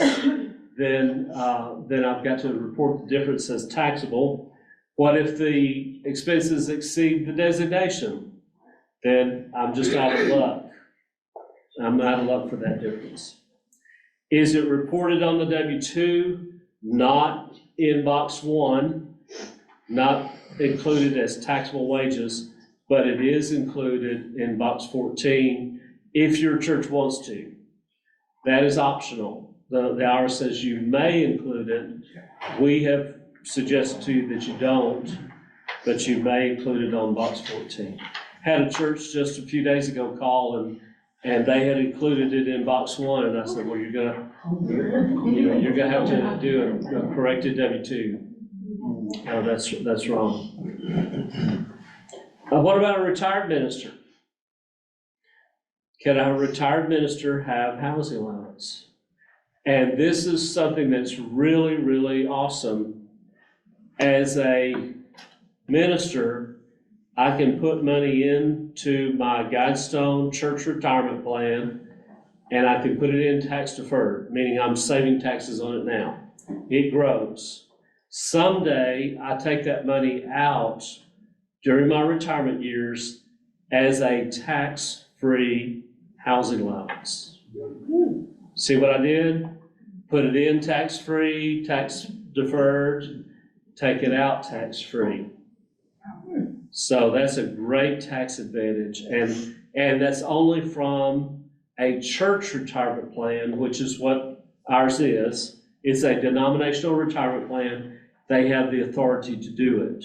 So if your retirement is with, Vanguard or somebody, you can't do that. I can be a minister and I can put my money in Vanguard all these years. Can I have a housing allowance? No, because they don't have the authority to do it. It's a plan like Guidestone. I have a buddy that's retired that works or serves with the Presbyterian church, the local church. Can they give to Guidestone through his Baptist, he's a Southern Baptist minister, but. The Presbyterians have their own, and now Guidestone has gotten into independent churches. They'll service independent churches. I talked to a Bible church the other day, and they could get into Guidestone. And Guidestone won't compete with a denomination that has their own plan, like the Presbyterians and the Methodists and the ones like that. But they do make Guidestone available to independent churches like Bible churches and independent churches and independent Baptist churches, as long as they're of like mind. Gotcha. Really interesting development just very recently. In fact, I don't know that it's actually completely switched over yet. So the Methodists have had a splintering, and the Global Methodist group that went off as the more conservative group, they're coming under Guidestone. They are. I'm glad you said that, Jay, because I saw that just the other day. Okay, so even as a retired minister, I can have housing allowance through my Guidestone church retirement plan. Do retired ministers pay SECA? No, as long as they're not working. In fact, nobody pays self-employment tax unless they're working. Nobody does. And so a retired minister is not going to pay that. Now, I'm retired, I'm semi-retired. So here's the way mine's working. I'm not taking my housing allowance from Guidestone. I'm taking my housing allowance from here, because if I'm still serving, I should take my housing allowance from the church or wherever I'm serving. Then I'm not paying anything that I receive from Guidestone right now. It's not housing allowance, but it is taxable, but it's not taxable for SECA, for self-employment tax. I do pay self-employment tax on the money that I might make working part-time here. So I've got a combination of different stuff, and whether I pay taxes on different portions of it or not. Does the surviving spouse receive housing allowance? No. The only exception to that in our Baptist world is IMB missionaries. Because IMB missionaries, both husband and wife are both commissioned, and that entitles them to housing allowance. So, but do surviving spouses receive housing? The answer is no. Now, housing allowance is not quite what it used to be. This is not really talked. They don't really talk about this, but I'll answer that question. It's not quite what it used to be, in that most of us can't do the double deduction, the quote double deduction. So for property taxes and my mortgage interest, I used to be able to count it twice. Count it once as housing allowance, count it again as an itemized deduction. And when I was first in ministry, the first church that I ever served full-time, I made $12,000. And out of that $12,000, even then, I could itemize deductions, but I can't do it now.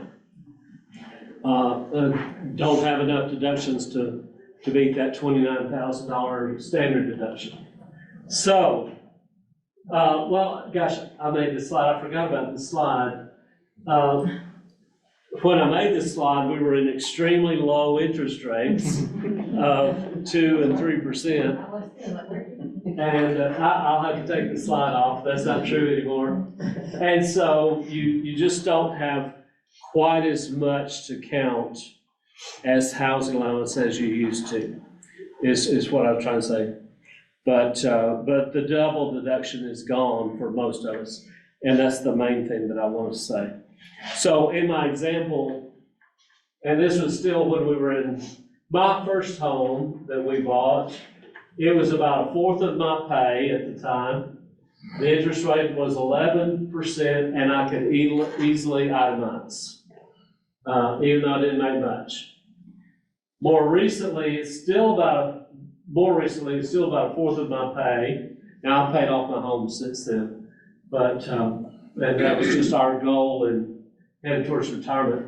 Still about 1/4 of my pay, but the interest rate was 3.5%, and I can't itemize.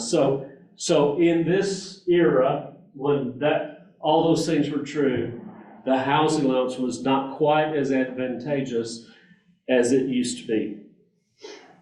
All right, let's move on. So here is one thing I want to show you. It is that here is what a minister's W-2 should look like. This minister made $25,000.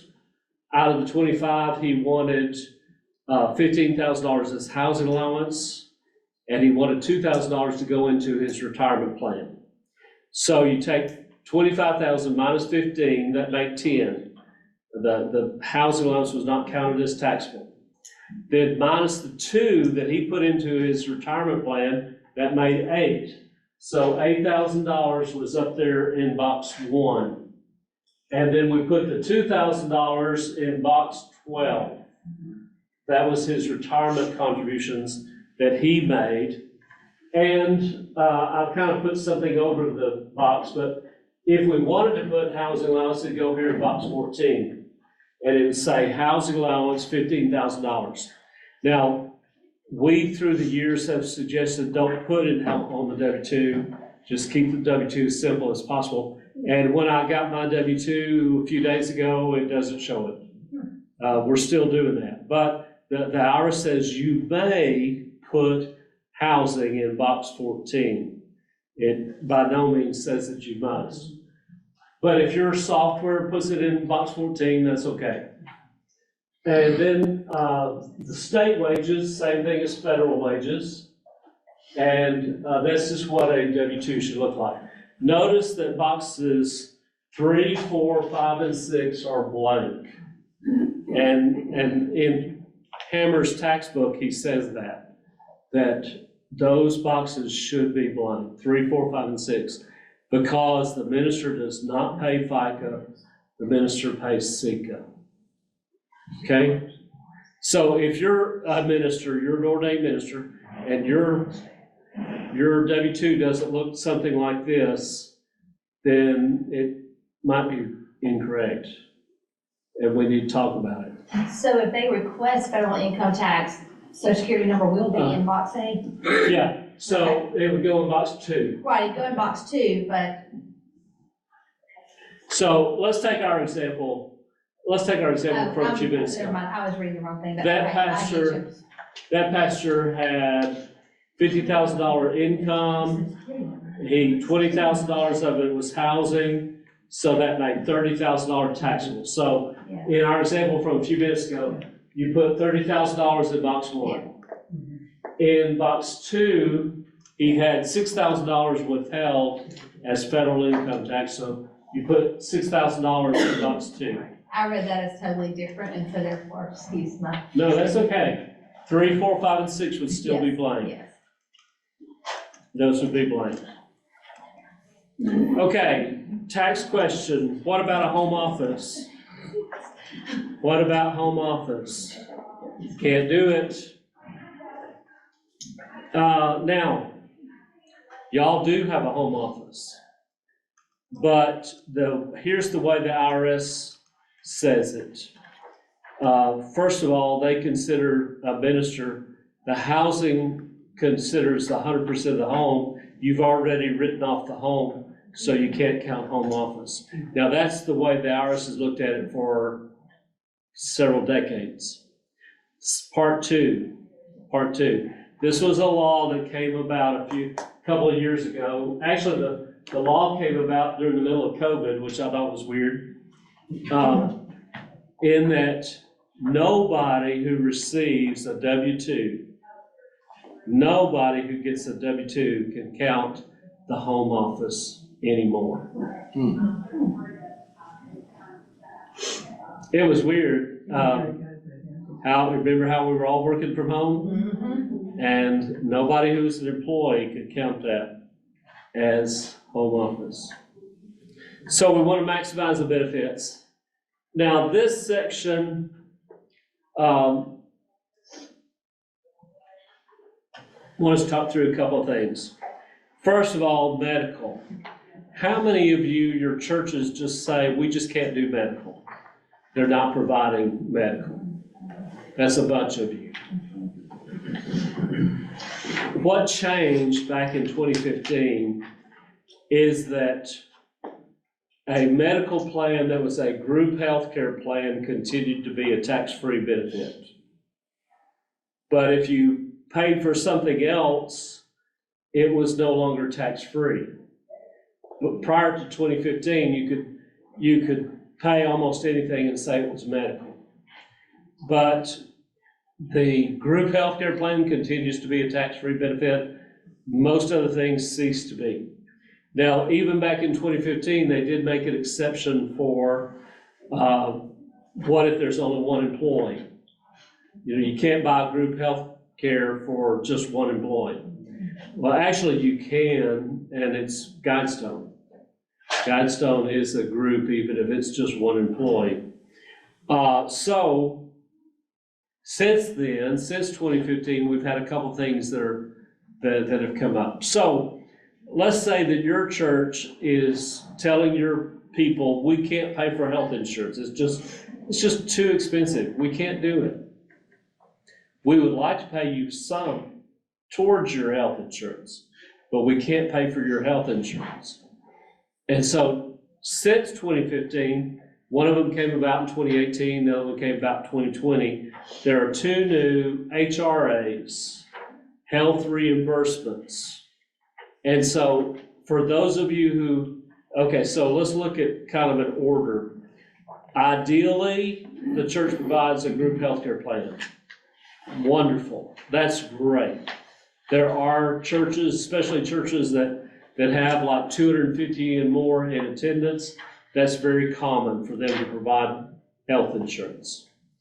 But, so that's ideal. That's top of the list. Now below that, your church is saying, well, we can't provide you health insurance, but we'd like to do something. So we'd like to pay part of it. And so not quite as good as providing a group plan, but they can do an HRA. One of them is called the Qualified Small Employer HRA, Qualified Small Employer HRA. And what that means is everybody's buying their own insurance, but the church is going to reimburse. But the thing about that is you've got to have a written plan, and you've got to treat all employees alike who work 30 hours a week or more. And it takes written documentation. There's some rules about it. That's a wonderful plan, it helps. And you can provide up to, I think it's about $12,000. Yeah, $12,450 for a family this year. But it can't be from salary reduction. It's got to be that the church provided that money. And that's a Qualified Small Employer HRA. The second one is called Individual Coverage HRA. Individual Coverage HRA. It's a little different. It's similar but different. It's got the Qualified Small Employer HRA is only for premiums, and the individual coverage can cover some other things. And so these are two ways that you can provide some benefit without having to foot the whole bill for a church-sponsored group healthcare plan. So if you, I would encourage you, look at it, see if you can do, healthcare these days is so expensive, and if you could do, $5,000, $10,000, $12,000 tax-free towards their health insurance, well, that would be a good thing. And that's from budget? Yes, from budget. Yeah, not from the income. It can't come from salary reduction. Yeah. And if you're not doing anything, you might want to set that number. We're going to do it lower this year. We're going to do $4,000. Next year, we'll try to do $6,000. And, you could increase it until we get that reimbursement to something that we're excited about. And that's not included as any kind of income or anything else, just you still report that on the W-2? It's not income, it's not taxable. So it would not be reported on in box 1 of the W-2. All right, but would you report it in box 12? You may. Okay. You're not required to unless you've got 250 or more employees. So, none of our churches did have that many employees. So, so this is a good thing. And I would encourage you to take a look at these. I've got a little bit more information about it. But let me say this, if your church might think about it, just email me or put it on your card and have me send you these slides. And these slides are just the basics about it. It'll kind of give you an idea of how those work. And maybe your church could reimburse some money on a tax-free basis towards health insurance. Let's go back to the question at hand, is it taxable? And Hammer has a lot of this in that guide that we got to that page a little while ago. Is it taxable? So salary is taxable. Bonuses and love offerings are taxable when they come from the church. A gift is not taxable. Now, a gift would be from one individual to another, not coming from the church itself. And a gift could be something of low value that we talked about in talking about those de minimis things. Now that, ham or turkey could come from the church. But if it's money, even if it's, $50 or $100 from the church, that is taxable money, goes on the employee's W-2. Bonus and love offering are taxable, severance pay is taxable, and payment for personal expenses. Like, I've known of churches where they paid for the pastor's car insurance. Well, that's not a benefit, so therefore that's taxable money. And forgiveness of debt is taxable money.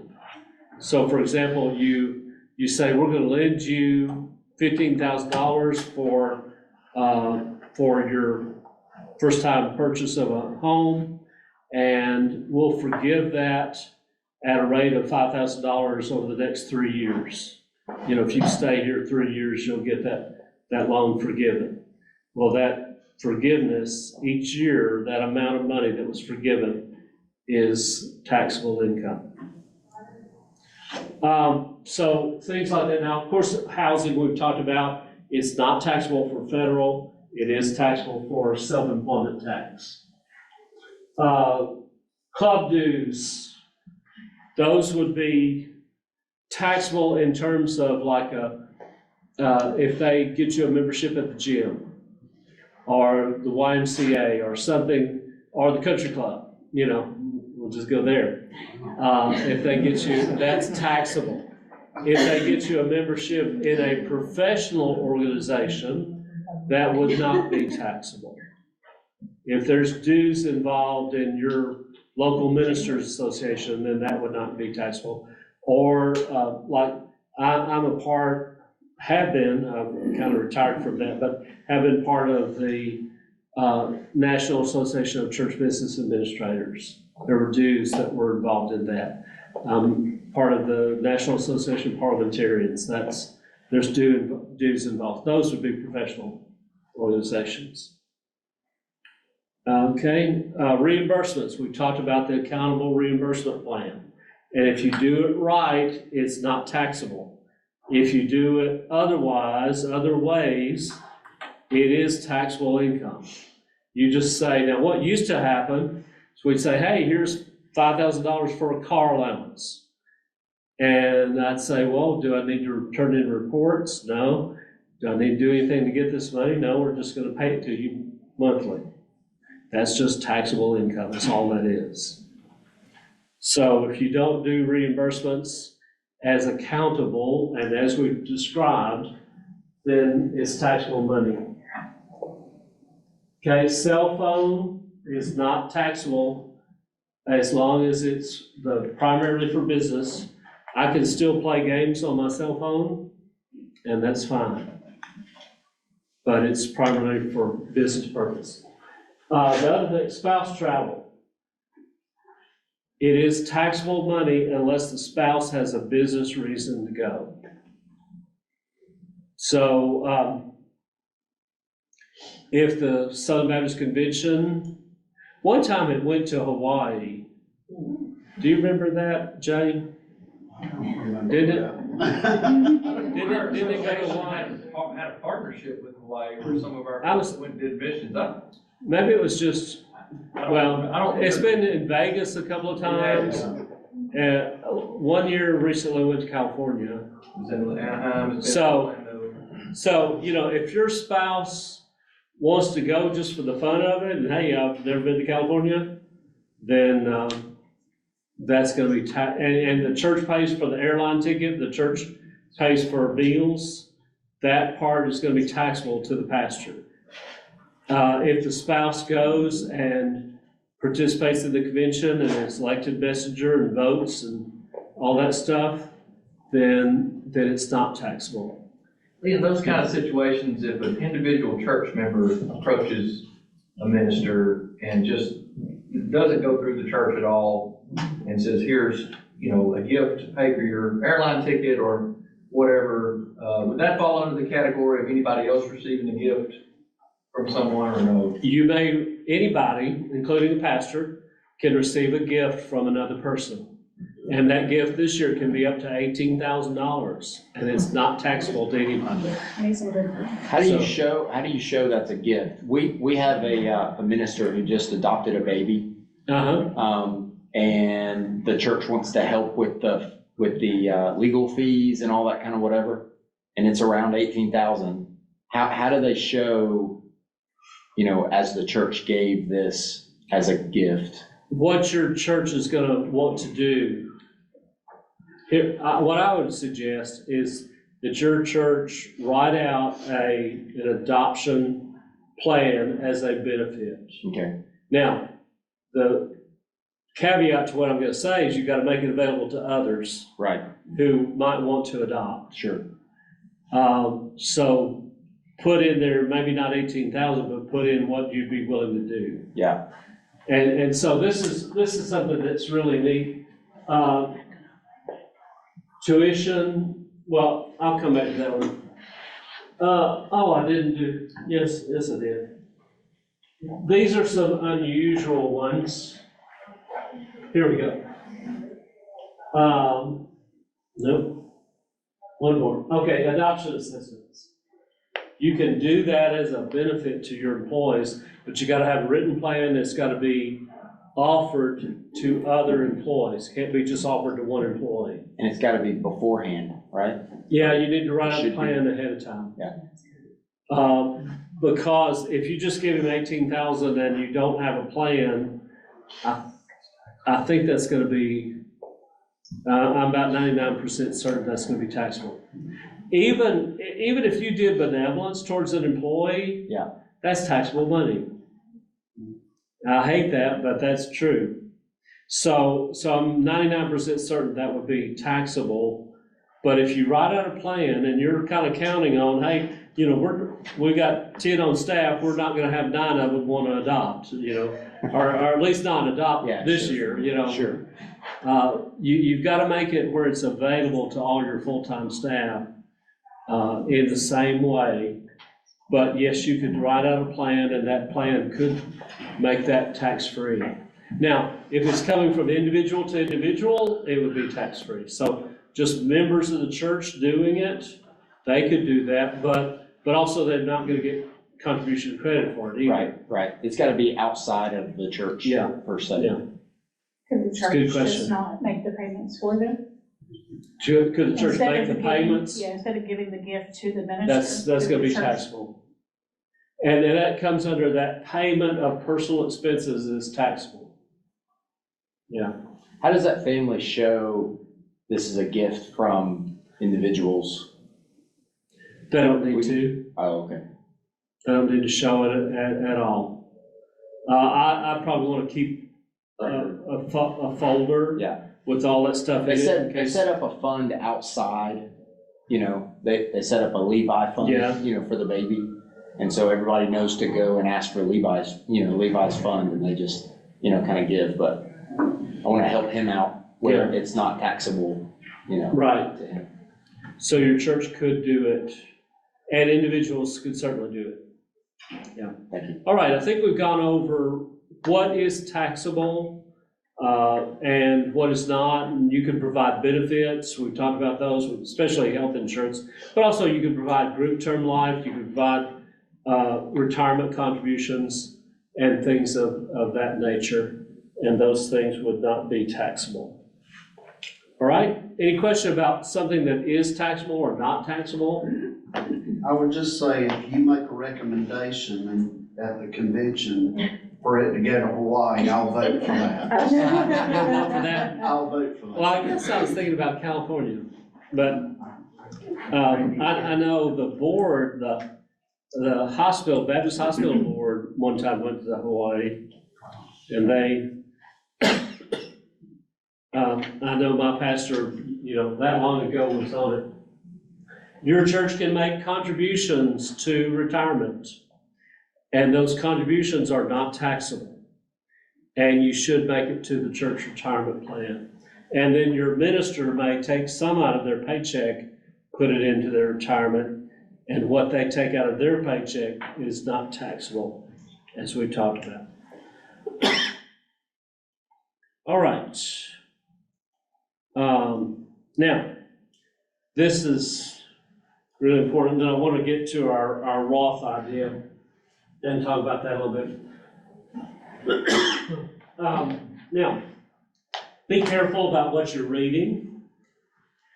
Some of my favorite people are some of the best, and I'll talk to you about those in just a minute. But I've been reading, there's an article that promoted several things, promoted ministers claiming to be self-employed, ministers writing off their business expenses on a Schedule C, about things opting out of Social Security, and this is what every minister should do, and things like that. Be careful about articles like that. There's some articles out there. Sometimes those articles are overhyped. There was one that said that retirement amount of money from the church to the minister at retirement would not be taxable. Well, that goes to a private letter ruling from 1955. And there's been IRS regulations since that time that negates that, that retirement contributions are going to be taxable. There was this same article that I was talking about promoted home office as a way to save on your taxes, but now that's been eliminated. You can't do that. So just be careful about what you read. There's weird stuff out there, and be careful about what you read. Here's some good reading list people. Richard Hammer, who writes our book, writes the 700-page book, writes a lot of the stuff that Guidestone has. He is with Church Law and Tax. Oh, I need to change that. It's called Church Law and Tax, not Church Law Today. Guidestone will be a good source for financial information like the Compensation Planning Guide. Frank and Elaine Somerville are trusted, nationally known sources.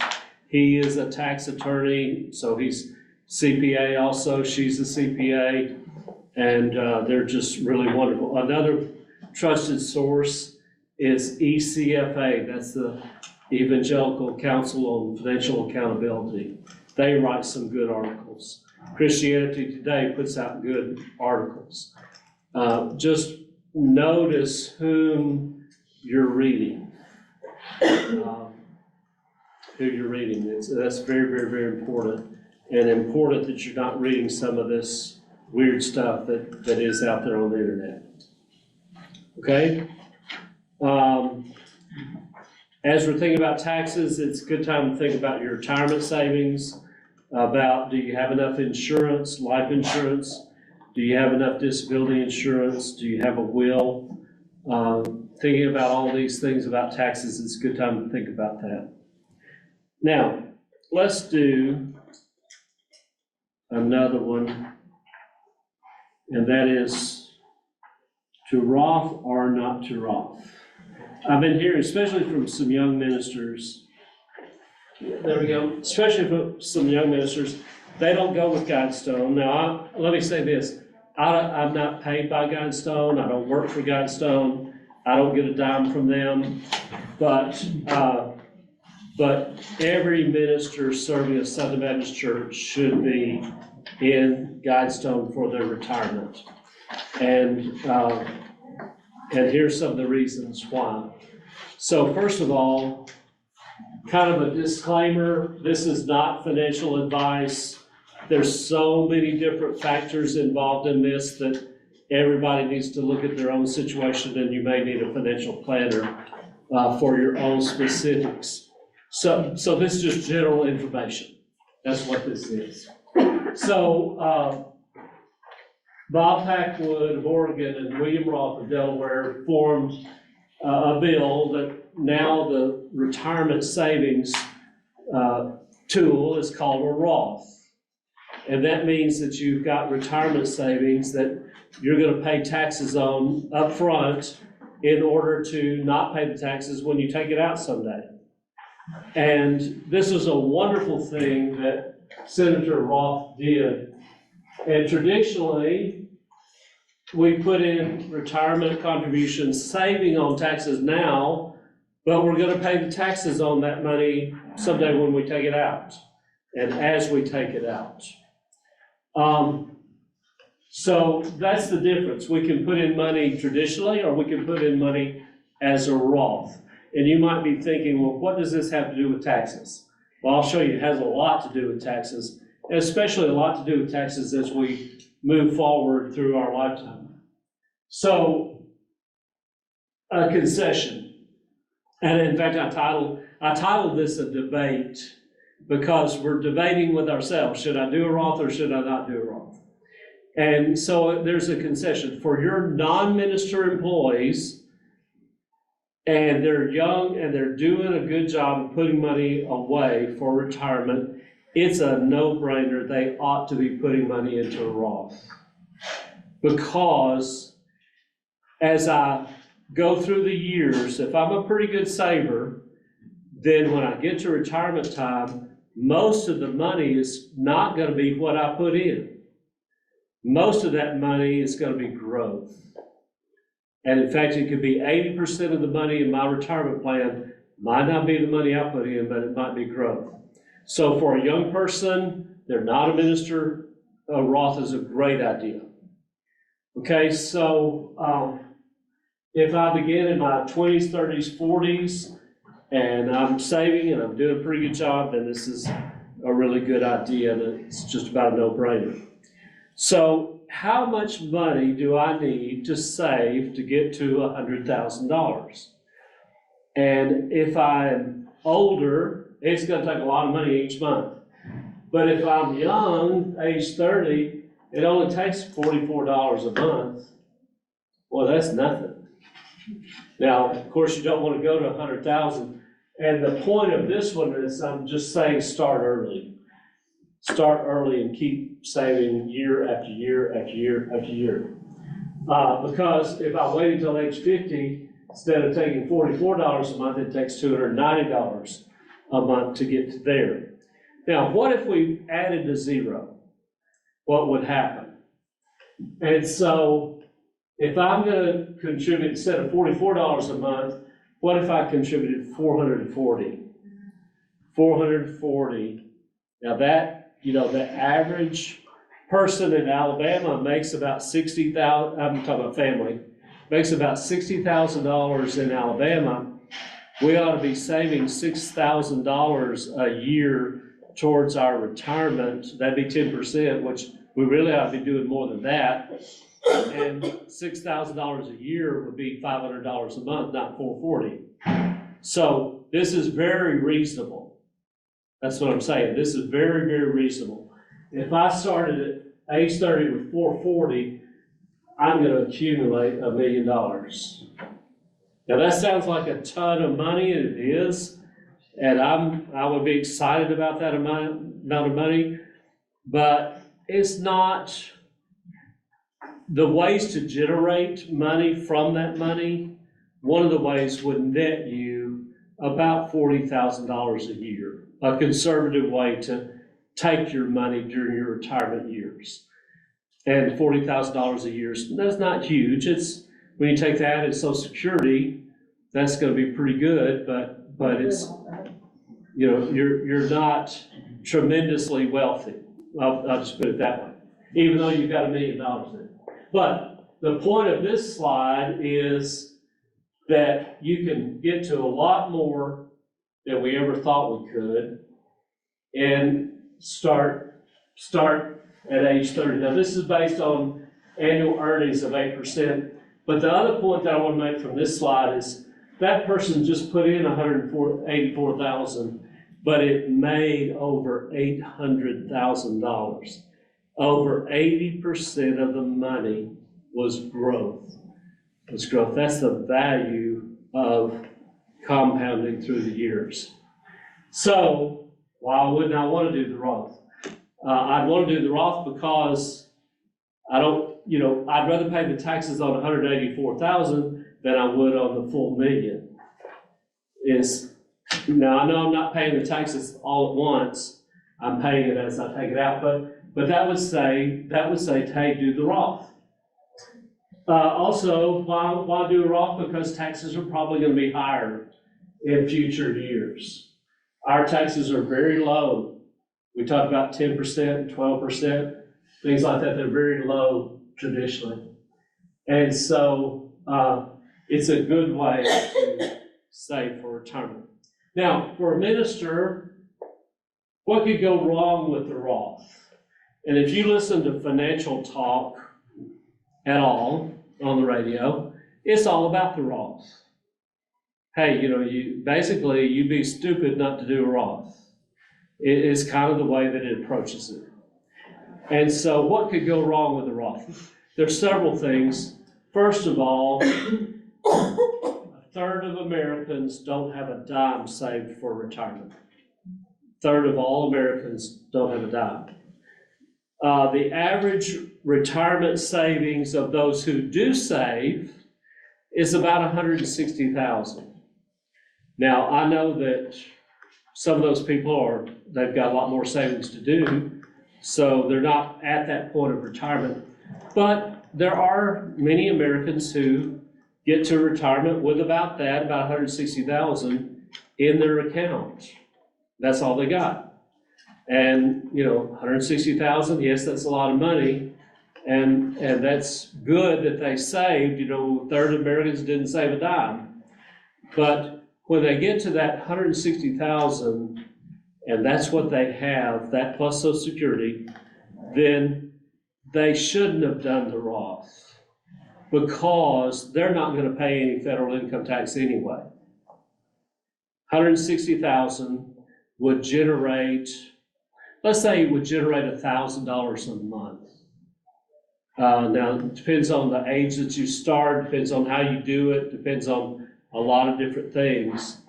And I'm estimating a little high here, but let's say it would generate $1,000 a month, you're going to make $12,000. So you don't pay any taxes anyway. You didn't have enough in retirement to pay taxes. So if I had put that $160,000 all in a Roth, I've wasted that effort and I've wasted money. I could have saved that money, that tax money. So there's a few occasions where doing a Roth is not a good idea if you're not a real good saver. If you're not a great saver. But what about ministers? And here's the deal. When I'm a minister, I put money into the Guidestone Church Retirement Plan. I put it in tax deferred, saving money on taxes now. I can let that money grow and I can take it out one day as a tax-free housing allowance. See, for that amount of money, I shouldn't have done the Roth. It'd be a mistake to do the Roth. I'd be wasting tax money on that money. So I should have done the traditional in a church retirement plan. I also shouldn't have had my own IRA. I shouldn't have gone to Vanguard. I shouldn't have done these things because that'd be a mistake. Now, let's say that I am headed towards saving $1 million. and that's gonna generate $40,000. And that is gonna be, and I'm just making this stuff up for you, and I only need $20,000 for housing allowance a year, but I'm just making up that number also. Let's say I'm gonna need 20, but I'm generating 40. Well, then it might be a good idea for me to have some Roth out of that money, to contribute some to a Roth. But still, half of it was valuable to me, not Roth, as traditional. See how that, now I can't tell you what your number is. You're gonna have to kind of do some figuring, and are you gonna be like us and try to have your house paid off by then? You know, are you a good saver or a bad saver? Where are you on that timeline, and did you start saving early or did you start saving late? So there's so many variables in here, I can't really tell you what to do, but I can kind of give you some ideas here to think about. If you're an ordained minister, then your first money should not be a Roth. Absolutely should not be a Roth. Your first money should not be in an IRA. You can only get the housing allowance when you're contributing to a church retirement plan, which is what we have with Guidestone. Okay? All right, so for the minister, ordained minister, what taxes do I pay? If I'm paying taxes, I'm doing a Roth contributions, I'm gonna pay federal, state, and self-employment tax on that money. If I am doing traditional, I don't pay, as the money goes in, don't pay federal, don't pay state, don't pay the self-employment tax either. So I'm saving a good bit on taxes. Are there any reasons that I would use a Roth over age 50? Over age 50? Yes. Now I'm talking about this I'm not getting into that minister question and housing allowance question, but beyond that, is there any reason to use a Roth? And yes, because it's wonderful money to pass on to the next generation. The source of the money might be something that was not taxed, like an inheritance. And that would be, now I've got to have earned income. You know, if I get an inheritance of $200,000, I can't put that into a Roth. I can only put in what I have, and you know, about the limits and about the limits of my income that year. But that might be a source that I might put some money into a Roth. Will there be more income during retirement than while working? Then it might be good to do a Roth.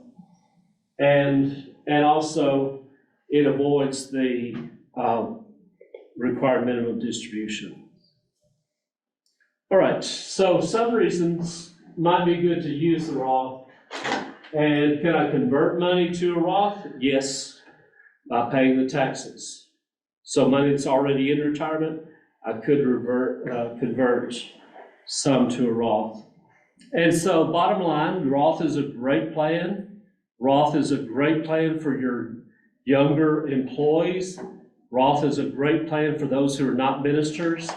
And Roth is a great plan even for ministers if they're really good savers, really super savers, which there are some ministers about that. And bottom line, your church should provide the Roth as an option.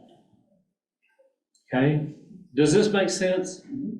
And there we're talking about taxes that are not just right now, but we're talking about taxes that will go on for the next 50 years, you know, as we look about whether we're paying taxes or not paying taxes on that money. Now, two quick things I want to do before we leave. My goal is to help you save money. Let me talk to you about two things that hopefully will help you save money, not dealing with taxes. Read a bunch of books by Clark Howard, who is a financial guru kind of guy. And one thing that he talks about doing is for us to look at our monthly expenses and things where things just kind of eat away at our income. And so, for example, TV, how do we do that? What streaming services are we getting? Are we getting the cheapest way that we can to get the things that we want to watch? You know, and so I've been real pleased. I get Sling during football season, gets me ESPN. So I've already canceled it. As soon as football season's over, I cancel it. You know, and Sling, I'm really pleased. These streaming services, they're really good about letting you cancel, let you subscribe again when the next time rolls around that you want to watch that one. And so it's a good thing to be able to cancel. So just look at all those. These days, it's real easy to get about 10 of those going, and you're spending as much as you used to spend for cable, you know. So be careful about that. But specifically about monthly fees, look at what you're doing for your cell phone. Specifically look at your cell phone. I've got AT&T right now, and the only reason I've got AT&T is because right where our house is, I mean, I can go, that's the one that I get service, AT&T. And I mean, it's like a half a block over, I can get anybody else, but right where my house is. And I've tried Verizon, I've tried AT&T, I've tried T-Mobile. And just right where our house is, I don't get anything but AT&T, so that's who I'm with. But for the last about 4 years, I've been with a company called Visible. And I'm not advertising for Visible, but I'm just saying you could do this with Cricket, you could do it with some of the others.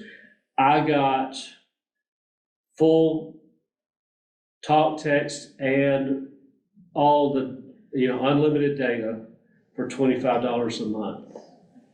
It is Verizon. It is a company owned by Verizon. You're on the Verizon network. It is for most of the things. Now, if you get in a real heavy traffic, internet-wise, then it might slow down. But other than that, I couldn't tell any difference at all. None whatsoever. It was just as good, to me, it was just as good as Verizon. And I was on the Verizon network. I loved it, and I was only paying $25 a month for everything. So look at things like that. Let me tell you one more. This is another thing I've learned in my old age, and that's looking at your medical. Don't just kind of do what we've always done in regards to medical. And here's what I've learned. My insurance has a deductible for prescriptions. And I learned this the hard way. It has a deductible for prescriptions and then a copay after that. And I'm on generics. And my deductible is $500. So I had these eye drops, and I was getting these eye drops from a pharmacy, and it was first time of the year, this is January, it's gonna cost me $192. And the first time I did it, I paid it, but my doctor said, hey, don't do that, that's so expensive, I can't believe it's that much. And so the next time I did it, I got a good RX coupon. I paid $6. Now, my copay is $20, but I can buy it using cash for $6. So why pay the copay? Now, I can I'm on all generics. Right now, I'm on about 3 different blood pressure medicines. We're trying to do a little bit of each to get that done. Anyway, I'm on all generics. I can get all those generics for like $6 and $7 a piece for a 90-day supply. And I either with a good RX coupon or through Mark Cuban, his cost plus drugs, or through some kind of way like that, possibly at Walmart or stuff like that, I can do all those generics and never get to my $500 deductible. Wow. It's cheaper for me to just pay cash. Now, my wife, we're on Medicare now, so we're not treated as a family medically, we're treated individually. My wife has a couple of very, very expensive drugs she takes. And so it's cheaper for her to go ahead and use the insurance. But for me, I can do my whole year's worth, and for my prescriptions, not even use the insurance. And I think I calculated it's about instead of $500 deductible, is about a total of about $150 for the whole year, get all my generics. So, just something I've learned. A couple of things I learned about saving some money. Today, we wanted to help you with your taxes, and our goal, number one, was saving money. Saving money, utilize the accountable reimbursement plan, utilize housing allowance to the best of your ability, have your church have benefits to the best of their ability, because those things won't be taxable, and then you can save on your taxes. I'm gonna hang around for a little bit. First of all, does anybody have any general questions just about taxes or anything we've talked about? Okay, I'm gonna hang around a little bit, and if you've got questions, I've got time. We'll just sit and answer questions as many as you have today. Lori, did we have any questions? I Okay. didn't have any. The ones I had where I was able to answer. Yeah. Okay. Good. Thanks. You want us to leave these registration? Yes, the registration form. If you need something from Guidestone or need something from me, please leave those. In fact, Lori's got a little basket here for the lanyards. And if you'll leave your lanyard and leave your registration form, and we'll pick those up. And if you need something from me or from Guidestone, we'll get that to you. Let's have a word of prayer. Father, we thank you for today, and thank you for all the blessings that you've given us. Thank you that we can learn to be wise stewards of all that you've entrusted to us. And I ask your blessings on each person who's here, and watch over them and guide them as they travel back home today. In Jesus' name, amen. Amen. Thank y'all for being here. Y'all been a good group. Thank you.